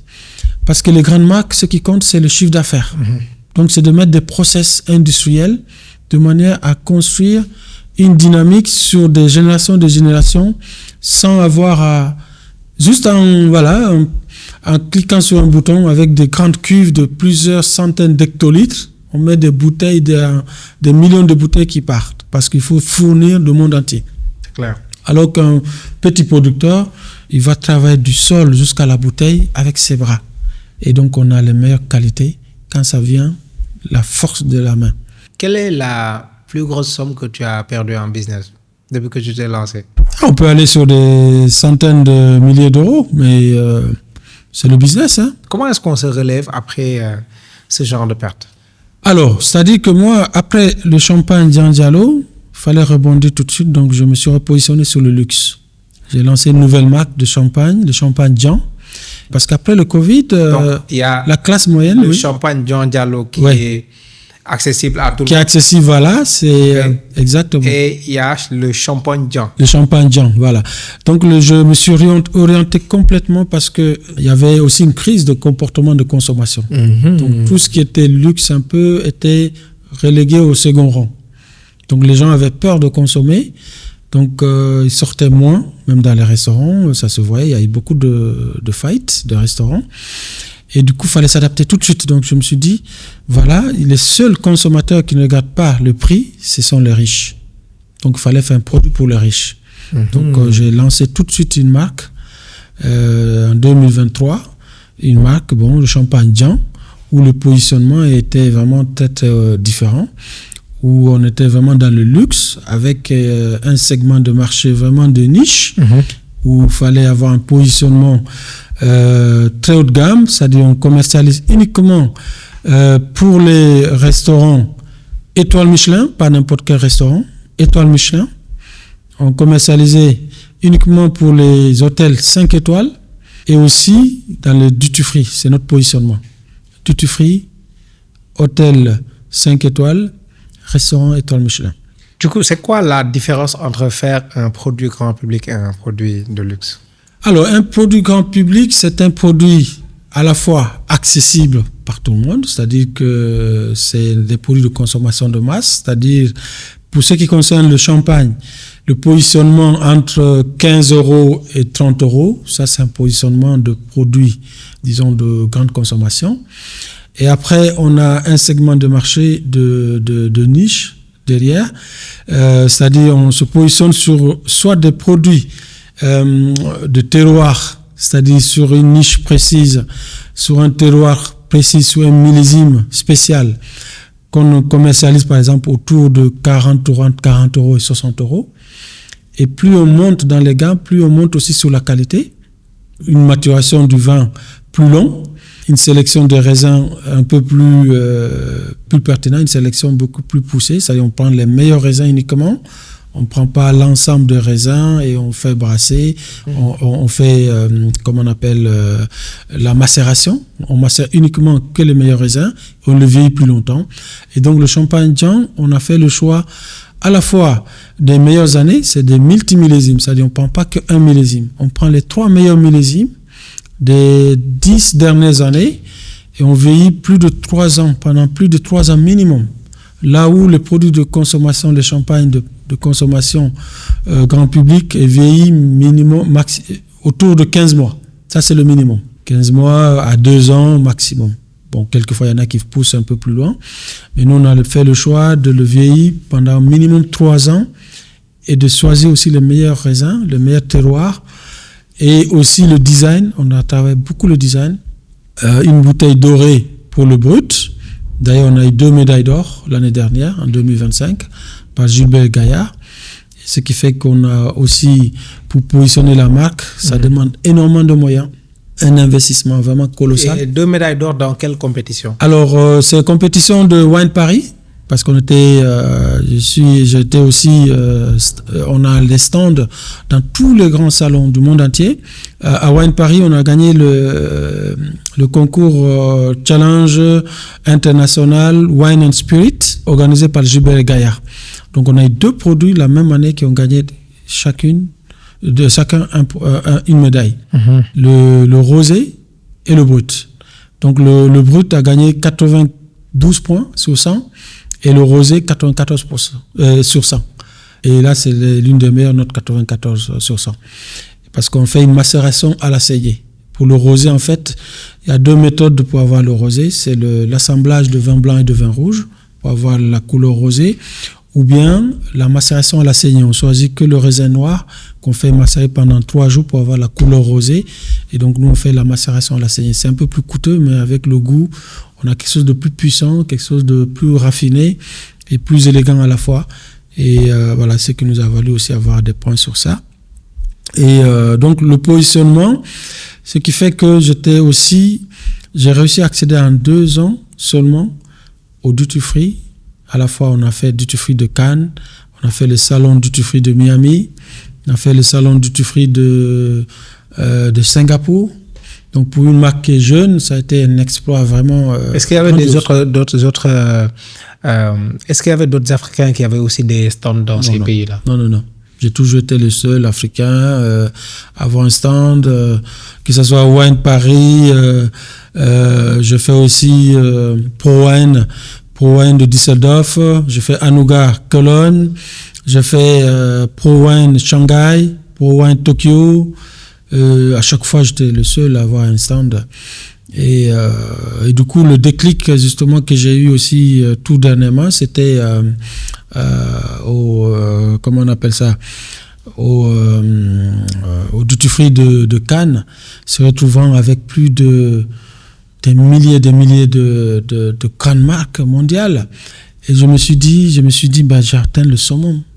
Un enfant de l'abbé hier qui marchait 6 km pour aller à l'école, aujourd'hui se retrouve à Cannes, assis avec des multimilliardaires sur la même table en train de discuter business, en train de parler de vin sur quelque chose qu'il n'avait jamais, il n'espérait jamais toucher un raisin un jour. Et je me suis dit que aujourd'hui, c'est là où j'ai eu un déclic de faire un retour aux sources. C'est-à-dire j'atteins le summum, j'atteins le plafond de verre dans ce milieu du luxe. Et j'ai eu l'intention d'écrire un livre pour transmettre ce que j'ai vécu, le parcours que j'ai eu à réaliser, avant de passer à une autre étape de ma vie, les 10 prochaines années que j'aimerais consacrer à un retour sur le continent, un retour d'expérience pour avancer aussi sur une autre méthodologie, c'est-à-dire avec l'intelligence artificielle, pour accompagner des sociétés africaines à autonomiser, disons, des process de manière plus, comme tout ce qui se fait aujourd'hui avec l'intelligence artificielle générative et agentique. Donc, parce que c'est l'avenir aussi. Donc, je me suis formé là-dessus. Et tu as parlé tout à l'heure d'une différence entre les riches et les autres. Ouais. Les riches, c'est les seuls qui ne regardent pas le prix quand ils achètent. Tout à fait. Est-ce qu'il y a d'autres différences de comportement s'agissant des riches à prendre en compte quand on veut faire du luxe? Oui, bien sûr. Alors, les riches, contrairement à ce qu'on croit, c'est des gens qui font beaucoup attention à la dépense. Beaucoup attention à la dépense. Et puis, c'est des gens qui n'aiment pas partager. Il y a une anecdote que je fais. Finalement. C'est ça, c'est pourquoi ils sont riches. Hein? Ouais. C'est pourquoi nous, Africains, on aime partager, c'est pourquoi on est pauvres. Tout ce qu'on gagne, on partage. Hein? On ne prévoit pas, ce qu'on gagne, on ne le multiplie pas. Le riche, quand il gagne 1 euro, il le multiplie par 100, par 1000. Il va voir la bourse, comment je vais mettre mon 1 euro pour récupérer 10, pour récupérer 20. Nous, quand on a 1000, comment je peux le dépenser? Je vais envie d'aller m'amuser, je vais aller acheter une bouteille, je vais aller en boîte, ou bien quand je suis un peu plus riche, je vais acheter une nouvelle villa. Quand je suis un peu plus riche, je vais prendre une femme. C'est ça, il faut arrêter. Il faut arrêter, c'est pas la course, on n'est pas là pour... on n'a pas de compte à rendre à quelqu'un en fait. Quand on est riche, on n'est pas là, la course à avoir des plus belles voitures, les plus belles villas ou les plus belles femmes, non. Les femmes, il y en aura toujours des belles femmes. Toujours. Ça existait toujours et ça existera toujours. Les belles villas, ça existera toujours. Les belles voitures, pareil. Concentrons-nous comment bâtir des patrimoines, comment les léguer à nos enfants sous des générations. Et souvent, nous, les riches, ils se limitent à une génération, voire 2 maximum. Le nombre de riches que j'ai vus, les enfants pauvres, ça ne finit pas en Afrique. Yeah. C'est très dommage. Donc, on ne bâtit pas quelque chose sur le long terme. C'est-à-dire, comment je vais le bâtir sur 10 ans, sur 100 ans. Et après, même quand je ne serai plus là, mes petits-enfants, mes arrière-petits-enfants, comment ils vont développer ce business-là. Et moi, aujourd'hui, le champagne, c'est quelque chose que je ne vais pas continuer, par exemple. Parce que c'est quelque chose, il faut toujours investir. On a investi plus d'1 million d'euros sur le champagne Dian, pour en être là. Et du coup, l'objectif, c'est d'aller sur plusieurs centaines de millions d'euros. Mais j'ai pas envie. J'ai pas envie de léguer ça à mes enfants. Parce que moi, c'était un choix personnel. C'est pas dans ma culture Peul. c'est pas aussi dans mes valeurs, mais c'est la passion qui m'a mené sur ce chemin-là. Donc, la passion m'a envoyé dans ce chemin. Sur ce chemin, je me suis débattu, je suis arrivé au summum aujourd'hui. Je pensais pas un jour faire ce métier-là. Aujourd'hui, je suis là où je suis. Je suis une référence mondiale, on peut dire, parce que le Champagne-Jean a côtoyé les plus grands de ce monde dans les meilleurs palaces. J'ai rencontré même le prince Albert de Monaco. On a fait le Yacht Club de Monaco, le plus grand événement mondial en 2024, suite à l'anniversaire des 40 ans du Yacht Club de Monaco. Le prince Albert de Monaco est venu s'arrêter qu'à notre stand. Et il est venu, c'est la première fois qu'il fait la promotion d'une marque. Il prend notre bouteille, il demande à ce qu'on le prenne en photo. On a pris des photos avec lui. Et quand on a vécu ça, on s'est dit, mais voilà, what else? Qu'est-ce qu'on peut faire de mieux encore? Et tout de suite à côté, il y a des grandes marques qui viennent après nous combattre parce qu'ils voient qu'on est en train de bouffer le gâteau, en train de se positionner dans leur segment. Et pour une petite anecdote, on a fait le salon du duty free à Miami, dans l'une des plus grandes palaces à Miami. Et on avait un stand.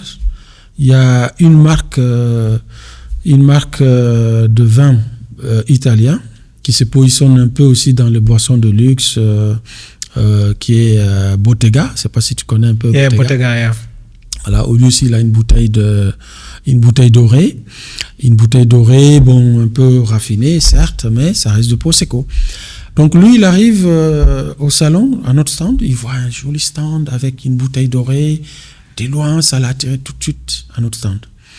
Et il arrive, il n'y avait que mon partenaire, mon associé, parce que j'ai un associé qui est un Allemand. Et du coup, il arrive, il dit, mais c'est à qui ce stand? C'est à qui cette marque de champagne? Tout de suite, mon partenaire arrive, oui, il lui tend la main pour lui dire bonjour.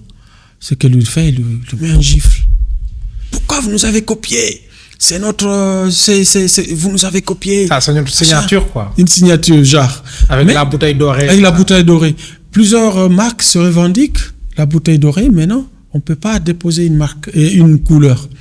Le doré, comme le noir, le blanc, personne ne peut revendiquer d'être le pionnier dans une bouteille dorée ou dans une bouteille noire. Non, ça n'existe pas.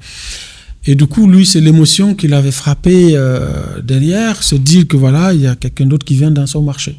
D'autant plus qu'il n'avait jamais vu quelqu'un, surtout dans un aussi luxueux endroit, avec un stand, surtout avec un stand, au duty free de Miami. Et on se retrouve à Cannes aussi, pareil, à Singapour, et tout de suite, il a fallu qu'il s'y fasse, quoi. Ces émotions sont passées, et après, maintenant... on est devenus des amis quand on se rencontre dans les salons. Il n'a pas le choix. Il n'a pas le choix. Et donc, du coup, malgré tout ça, malgré toutes ces expériences très riches et intenses que j'ai vécues, c'est pour dire aussi aux Africains que tout est possible. Il ne faut pas se limiter.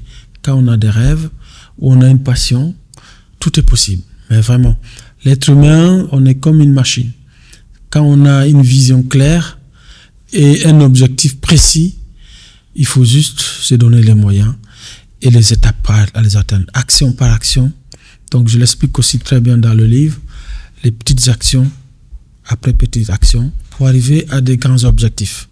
Voilà, c'est-à-dire on ne peut pas sauter du jour au lendemain, faire une marque qui va être positionnée dans le duty free, aéroport de Paris.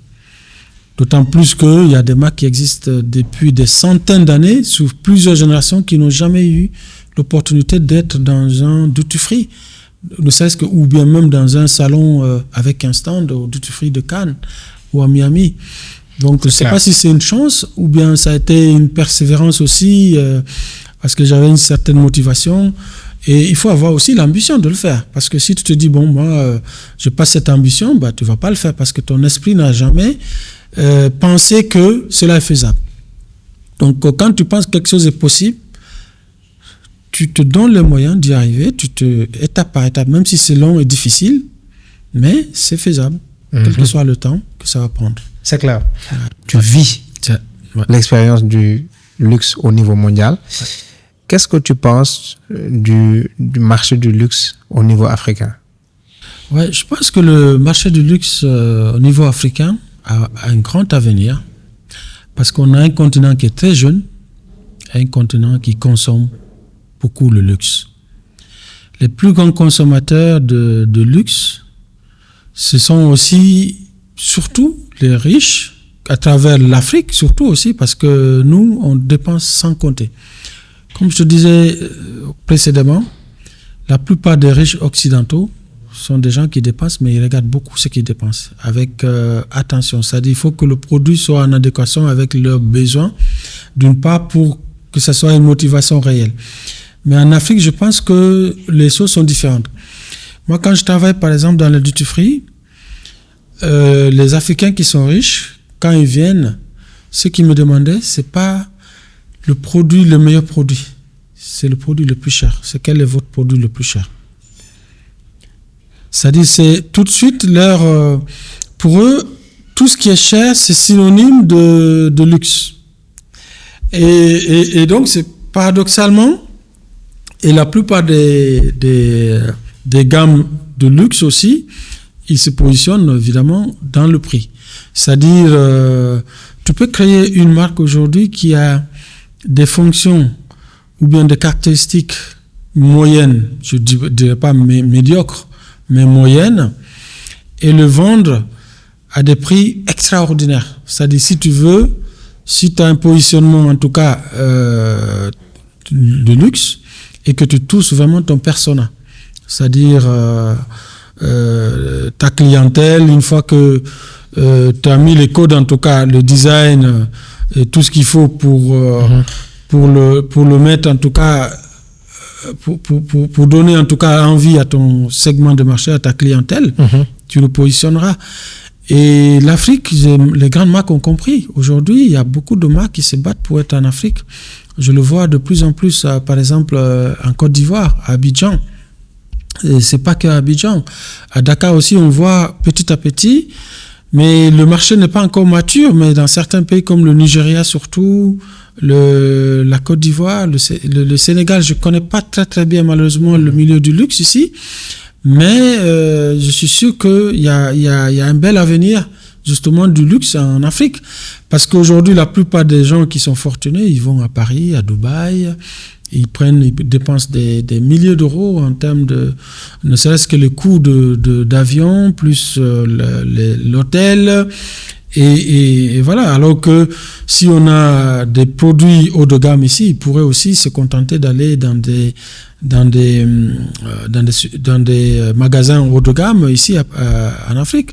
Donc je pense qu'il y a un grand marché, un boulevard de marché justement à ouvrir en Afrique. Ouais. Tu as fait un MBA. Ouais. Et au regard de ton MBA, ouais, qu'est-ce que le marché du luxe t'a appris que tu n'as pas appris avec ton MBA? Alors, le marché du luxe m'a appris surtout par rapport, pour le positionnement, c'est aussi surtout le segment de distribution.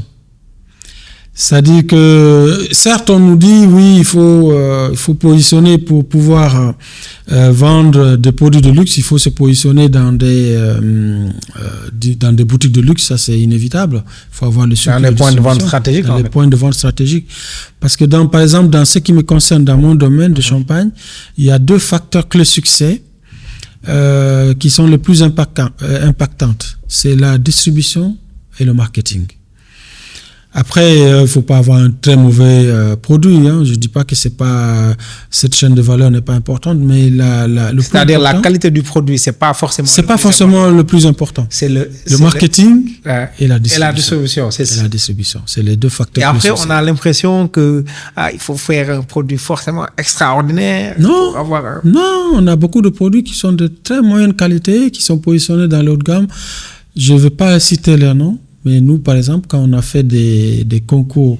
Mais après, les clients, oui. C'est-à-dire, comment est-ce qu'ils perçoivent quand ils goûtent le truc? Ils se disent pas, ah non, finalement, c'est un truc moyen.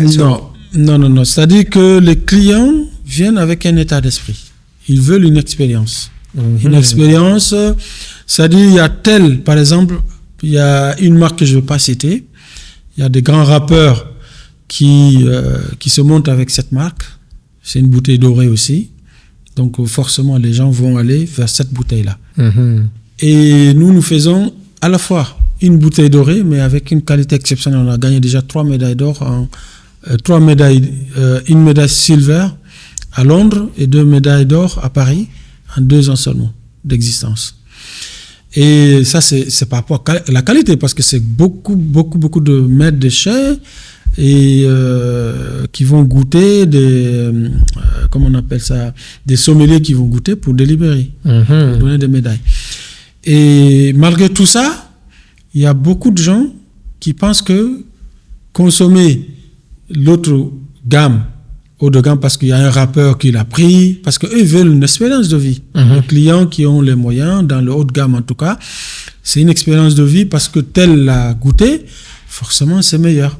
Donc il faut que moi aussi je fais comme lui. Et donc quand tu pars dans une boîte de nuit, tu prends aussi la même marque, c'est synonyme, voilà, parce que c'est cher, c'est meilleur. Et donc du coup, c'est moi l'expérience que j'ai eue, c'est surtout par rapport aux événements, parce que nous, pour positionner notre champagne, parce que notre cible elle est différente. Notre cible c'est quoi? C'est les étoiles Michelin et aussi les duty free, mais les hôtels 7-5 étoiles. Donc l'expérience que nous faisons, la façon dont nous faisons le marketing est différente. Nous organisons directement des événements phares, par exemple à Yacht Club de Monaco, qui réunissait des hôtels aussi très haut de gamme, mais aussi comment on appelle, la Côte d'Azur, tous les événements des épicuriens à travers Christophe qui organise cet événement annuel qui regroupe tous les maîtres restaurateurs étoiles Michelin. Donc on sponsorise cet événement par exemple. On le sponsorise et on est présent, on est la marque phare. Et on fait goûter aussi. Et donc du coup, c'est surtout l'expérience qu'on donne à nos clients, c'est ça la différence en fait. L'école nous enseigne, oui, le positionnement, le segment de marché, la clientèle, machin, mais comment déployer maintenant la stratégie pour toucher la cible. Nous, par exemple, notre expérience par rapport à ça, c'est d'organiser des événements clés et d'aller sponsoriser surtout aussi des événements qui touchent à notre niche de marché. Donc, c'est là où nous, on capte cette valeur ajoutée-là et cette clientèle à travers ces organisations, à travers les médias aussi, quelque part, spécialisés dans cette niche. Par exemple, si c'est pour les étoiles Michelin, c'est des journaux spécialisés dans la gastronomie haut de gamme. Donc, quand les restaurateurs étoiles Michelin, ils lisent, voilà, on est sur ces magazines, sachant que c'est des magazines de référence, ils ne vont pas prendre n'importe quelle marque pour y être. Il ne suffit pas de payer seulement, mais il faut aussi une certaine gage de qualité pour être sélectionné. Donc, et aujourd'hui, tu es en train de te former dans l'IA. Oui. Selon toi, comment est-ce que l'IA va impacter les business? Surtout les business qui sont aussi dans le luxe. Oui, alors, donc, c'est-à-dire que pour moi, dans les 10 prochaines années, quasiment 50% des métiers seront de métiers nouvelles. C'est-à-dire, à long terme, dans 10 ans, les gens, quand ils vont aller à un entretien d'embauche, ils vont vous demander quels sont les skills que vous pouvez gérer, quel est le nombre d'agents que vous pouvez déployer sur le marché de l'intelligence artificielle. C'est-à-dire, on ne va plus raisonner en termes de quel parcours tu as eu, quel diplôme tu as eu, mais quelles sont tes capacités en termes de skills, en termes d'expérience IA que tu peux déployer, que ce soit à travers des workflows pour mener un canal d'information à travers des prompts, mais aussi quels sont les agents que tu es capable de déployer sur le marché de manière autonome. Donc, on va partir sur quasiment une nouvelle dynamique. Il y a beaucoup de métiers, malheureusement, qui vont disparaître, énormément, mais il y aura beaucoup de nouveaux métiers aussi qui vont apparaître, parce que, justement, c'est-à-dire tout ce qui concerne les métiers répétitifs, comme par exemple tout ce qui est tâches de secrétariat, tout ce qui est malheureusement même les comptables, ils seront beaucoup impactés. Mais les comptables ou les secrétaires qui vont pouvoir, en tout cas, s'adapter avec l'outil de l'IA, vont pouvoir maximiser, disons, leur productivité à travers des outils qui les accompagnent et pour être plus performants. Parce qu'aujourd'hui, surtout pour l'Afrique, c'est une grande chance aussi pour l'Afrique, parce que ça va nous permettre de quasiment sauter une étape dans l'industrialisation. C'est-à-dire, il y a eu l'étape d'industrialisation, il y a eu l'étape de comment on appelle ça, du digital, et l'étape d'IA va nous renforcer encore plus, parce que aujourd'hui, on peut être dans un village en Afrique et pouvoir converser de manière très propre, comme un grand professionnel, comme si on était à Paris. Parce qu'il y a une méthodologie, quand on maîtrise les compétences de l'IA, par exemple à travers un skill, il peut nous résumer un rapport de la même manière que quelqu'un qui se trouve à Paris, avec le même dialogue, avec le même contenu, et être aussi très performant, parce que tout est malheureusement homogène quelque part. Mais pour être aussi pour se distinguer dans tous ces outils, il faut se développer aussi de manière plus structurée à travers des skills que tu vas pouvoir personnaliser. C'est-à-dire, il ne faut pas utiliser l'IA, que ce soit générative, à travers un LLM que tu vas, un input, et tu envoies un input et tu reçois un output. C'est-à-dire, tu envoies un message à l'IA, oui, je veux que tu me rédige un rapport pour arriver à ça, à l'input qui va te donner le rapport général, global. L'IA, elle est certes intelligente, mais des fois elle est bête aussi, parce qu'elle va faire une généralité si tu ne lui donnes pas des spécificités de ce que tu veux. Donc ça va être très très très global. Les réponses peuvent être parfois très générales, et quelqu'un qui voit un rapport qui est généraliste, tout de suite il sait que c'est l'IA. Mais aujourd'hui, on peut le travailler de manière à ce que ça soit difficilement détectable, parce que tu as mis une touche personnelle.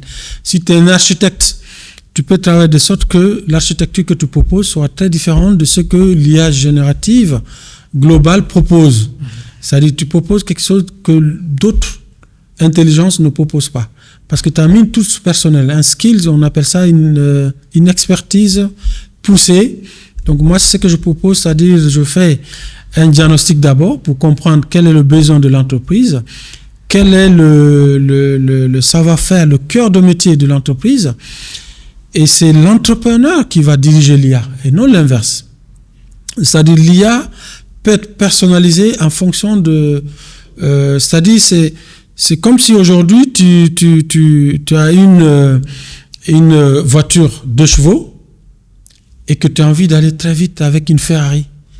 Et donc, le fait que tu maîtrises déjà la voiture 2 chevaux, ça te permet d'avoir les bases pour aller vite avec la Ferrari.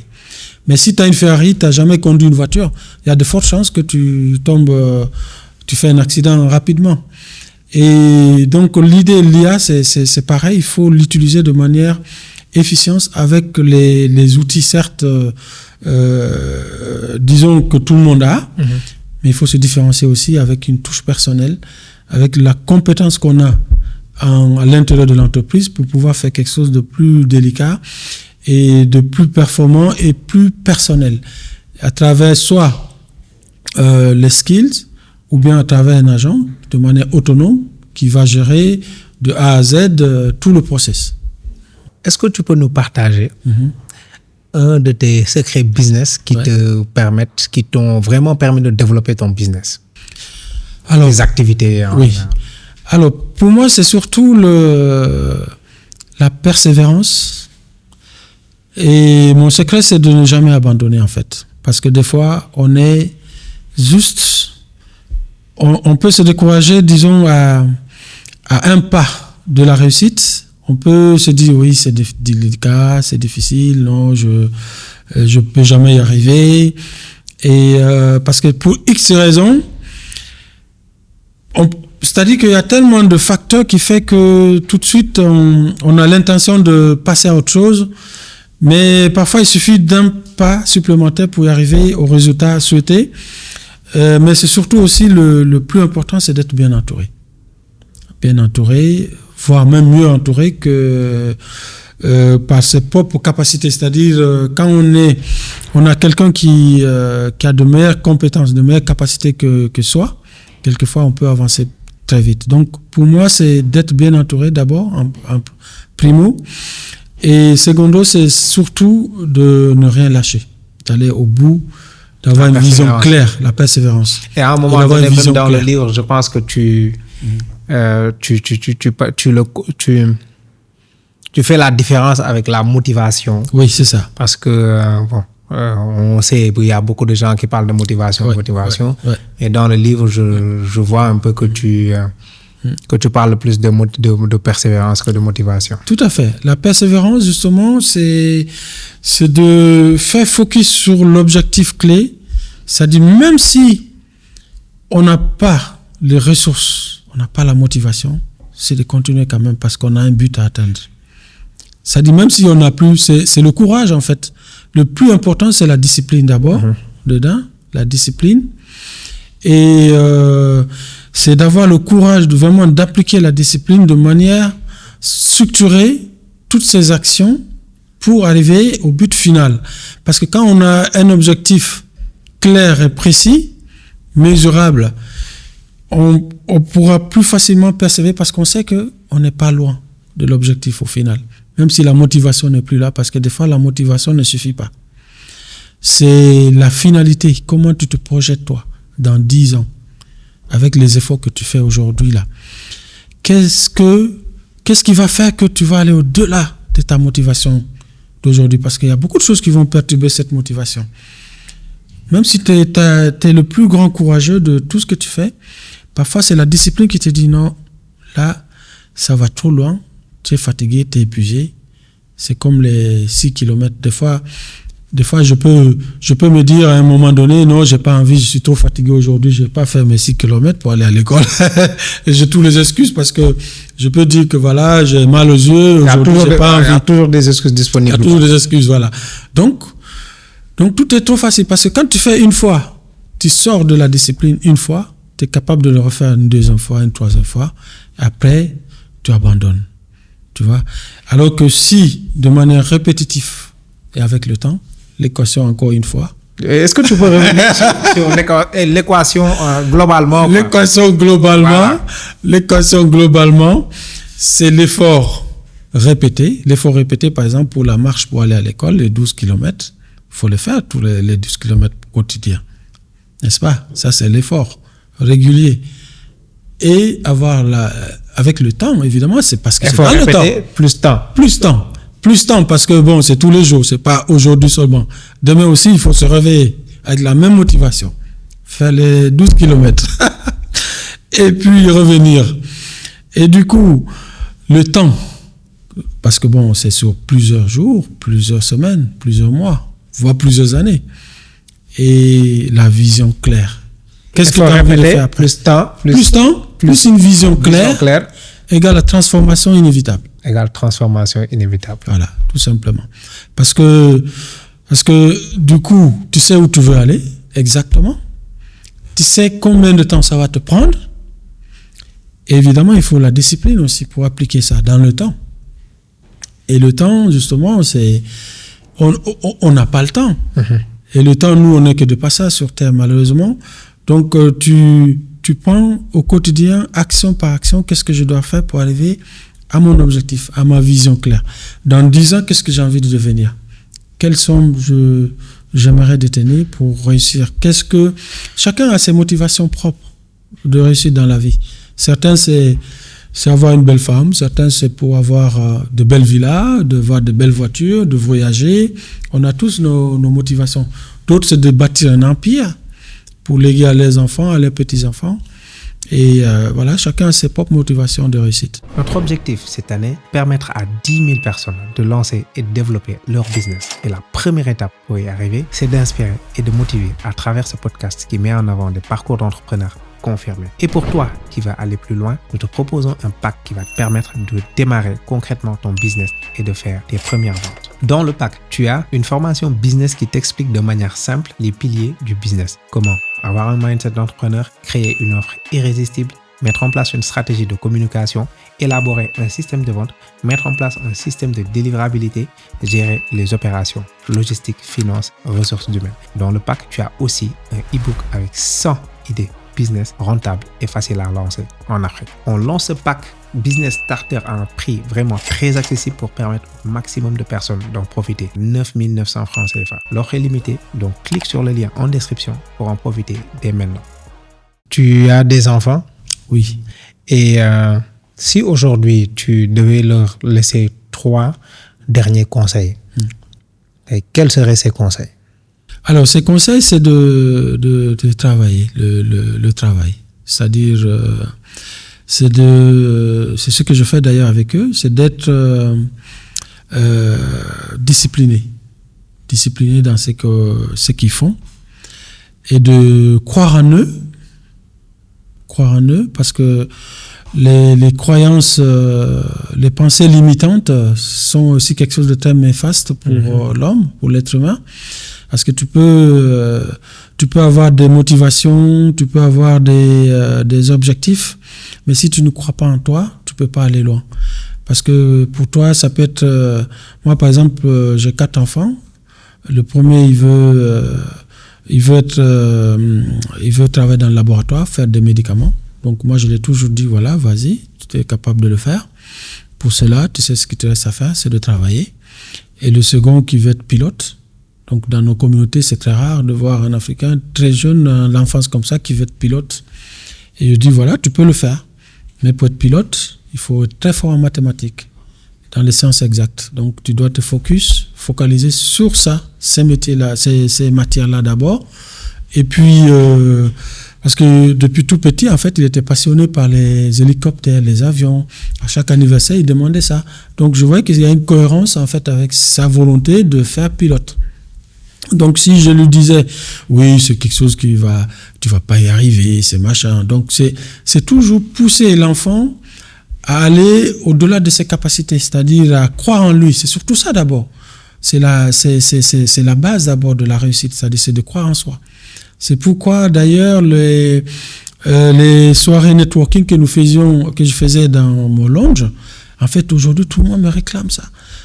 Parce que après le Covid, j'ai dû fermer l'établissement parce que je voyageais beaucoup, il fallait s'adapter. Le champagne John qui était dans le positionnement haut de gamme ne pouvait plus se faire à Paris parce que le marché du luxe est certes à Paris, mais les clients c'est surtout en Asie. Il fallait aller à Shanghai, comment on appelle ça, à Miami, aux États-Unis. Il fallait aussi aller au Nigeria. Ou voilà, les marchés là où il y a la clientèle de niche. Les retrouver là-bas, là, en fait. Voilà. Donc la valeur ajoutée, en tout cas, ce que je conseillerais aux jeunes, c'est surtout de croire en eux, la discipline et travailler dur. Et en tout cas de manière méthodique, avec une vision claire de là où ils veulent aller, surtout ne pas se disperser. Alors, là concrètement, pour ceux qui veulent le livre, oui. Comment faire pour avoir les livres? Bon, pour ceux qui sont en Afrique, ceux qui sont dans la diaspora. Oui. Alors, sur ceux qui sont... je ne sais pas si Amazon fonctionne ici ou pas. En fait, il y a possibilité de mettre un lien. D'accord. En description de la vidéo. D'accord. Ok. C'est possible de le commander sur Amazon. Sur Amazon, on peut le commander. Et en Afrique ici, c'est vrai que il y a je travaille avec l'Harmattan en Guinée, et qui va le dispatcher aussi en Afrique. Aussi il y a l'Harmattan ici à Dakar aussi. À Dakar aussi, d'accord, parfait. Ok, super. Bon, je vais contacter les maisons d'édition l'Harmattan aussi du Sénégal. Voilà. D'accord. De toute façon, s'il y a des numéros après à contacter, on le mettra en description. Parfait. Alors, super. Par rapport au champagne, comment faire pour en avoir si on est dans la diaspora ou bien si on est en Afrique? Oui, alors ici au Sénégal, en fait, on peut avoir le champagne sans alcool parce c'est le vin pétillant sans alcool parce qu'on ne peut pas l'appeler champagne parce que le process est différent. Donc du coup, quand il n'y a plus d'alcool, on l'appelle plus champagne sans alcool. Donc c'est un vin pétillant sans alcool qu'on vend ici au Sénégal. Donc on travaille avec Auchan. Donc là, j'ai des rendez-vous avec Cochon pour pouvoir le remettre sur le marché, surtout à Yoff. Et on travaille aussi avec la boutique Cacao, comment on appelle ça, Sacré-Cœur 3. Cacao, je ne sais plus comment ça s'appelle, en tout cas, c'est une épicerie fine en fait qui vend du vin et champagne et on le vend aussi à Sacré-Cœur 3. C'est Cacao, quelque chose comme ça. Donc je appelais mon distributeur, je le mettrai sur le lien de la vidéo. Ok. Et pour ceux qui sont dans d'autres pays? Pour ceux qui sont dans d'autres pays, on travaille aussi avec des cavistes spécialisés. Donc il y a le nom www.diallo.com. On va le mettre en description. Et à partir du site, c'est possible de voir tous les endroits au monde où c'est disponible. Oui, bien sûr. C'est parfait, c'est parfait. Le site, ouais. C'est parfait. En tout cas, merci beaucoup d'être passé sur Business Expertise. Merci de nous avoir partagé ton expérience et ton expertise. Merci beaucoup. En tout cas, je suis ravi. J'ai beaucoup apprécié et j'aime beaucoup ce que tu fais. Vraiment, continuer comme ça. Et je suivais déjà tes émissions depuis quelque temps. La dernière fois, j'ai suivi une émission, ça m'a beaucoup plu. Et j'étais ravi de te rencontrer chez Coach Ba. En tout cas, il sera d'ailleurs bientôt là. Super, je suis ravi. Et bon courage à vous et vraiment la persévérance. Et on a besoin des gens comme vous pour faire rêver nos jeunes aussi, pour faire un partage d'expérience des gens qui ont entrepris des choses et pour les servir de modèle et aussi de se dépasser. Tout simplement parce que des fois, il suffit d'un petit déclic, d'une petite dose. Juste, quelquefois, il leur manque juste ça. Par exemple, moi, j'ai rencontré une Ivoirienne à l'époque qui voulait lancer une marque de luxe de café. Et le premier salon que j'ai fait est organisé par une banque Crédit Agricole. Et j'étais panéliste parce que je suis invité dans énormément de salons à Paris. Et cette dame a quitté très très loin pour venir me rencontrer. Mais la façon dont elle était motivée, elle est venue me voir et me dit, Monsieur Diallo, j'aimerais lancer une marque de café de luxe, mais j'ai pas la confiance en moi, je sais pas comment m'y prendre. Et du coup, j'ai pris 1 heure de mon temps ce jour-là, j'ai laissé mon stand, j'ai pris 1 heure de mon temps pour la briefer sur le process, surtout comment elle va se positionner sur le marché du luxe. C'est à travers d'abord surtout le travail, c'est-à-dire la connaissance de son produit, le sens du détail. Parce que le luxe, c'est ça, c'est le sens du détail. C'est de penser à tout, c'est-à-dire à la fois le packaging, mais pas que la qualité. Aller voir les agriculteurs, voir la qualité des cerises qu'on va sélectionner, parce qu'on vend une expérience de vie aux gens. Parce que le luxe, c'est pas que vendre un produit, c'est une expérience qu'on vend, parce que il faut justifier le fait que ça soit cher, justement. Donc, il faut que quand ils consomment ton produit, qu'ils se sentent vraiment respectés à travers à la fois la qualité, le packaging et tout le process. Donc, cette dame-là, je la rencontre aujourd'hui dans plusieurs écoles de commerce, parce que je suis invité aussi la première fois, j'étais invité dans une école de commerce, elle était panéliste aussi.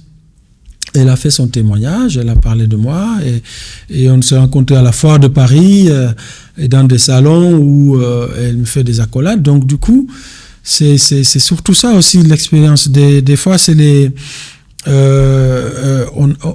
on manque un peu de gens qui nous poussent vers... moi, j'aurais aimé, en tout cas à mes débuts, avoir quelqu'un qui me pousse en fait. Ça aurait été beaucoup plus facile pour moi. Il y a certaines... J'aurais gagné peut-être du temps. Donc, en tout cas, merci pour tout ce que tu fais. Ça permet aux jeunes aussi de se motiver et de croire en eux. Voilà. Masterclass, on était avec Jean Diallo. Pour que nous puissions continuer à te donner gratuitement encore plus de ressources qui transforment ta vie, nous avons besoin de ta force. Il suffit juste de cliquer sur le bouton s'abonner. Merci de faire partie de ce mouvement de changemakers qui font bouger l'Afrique.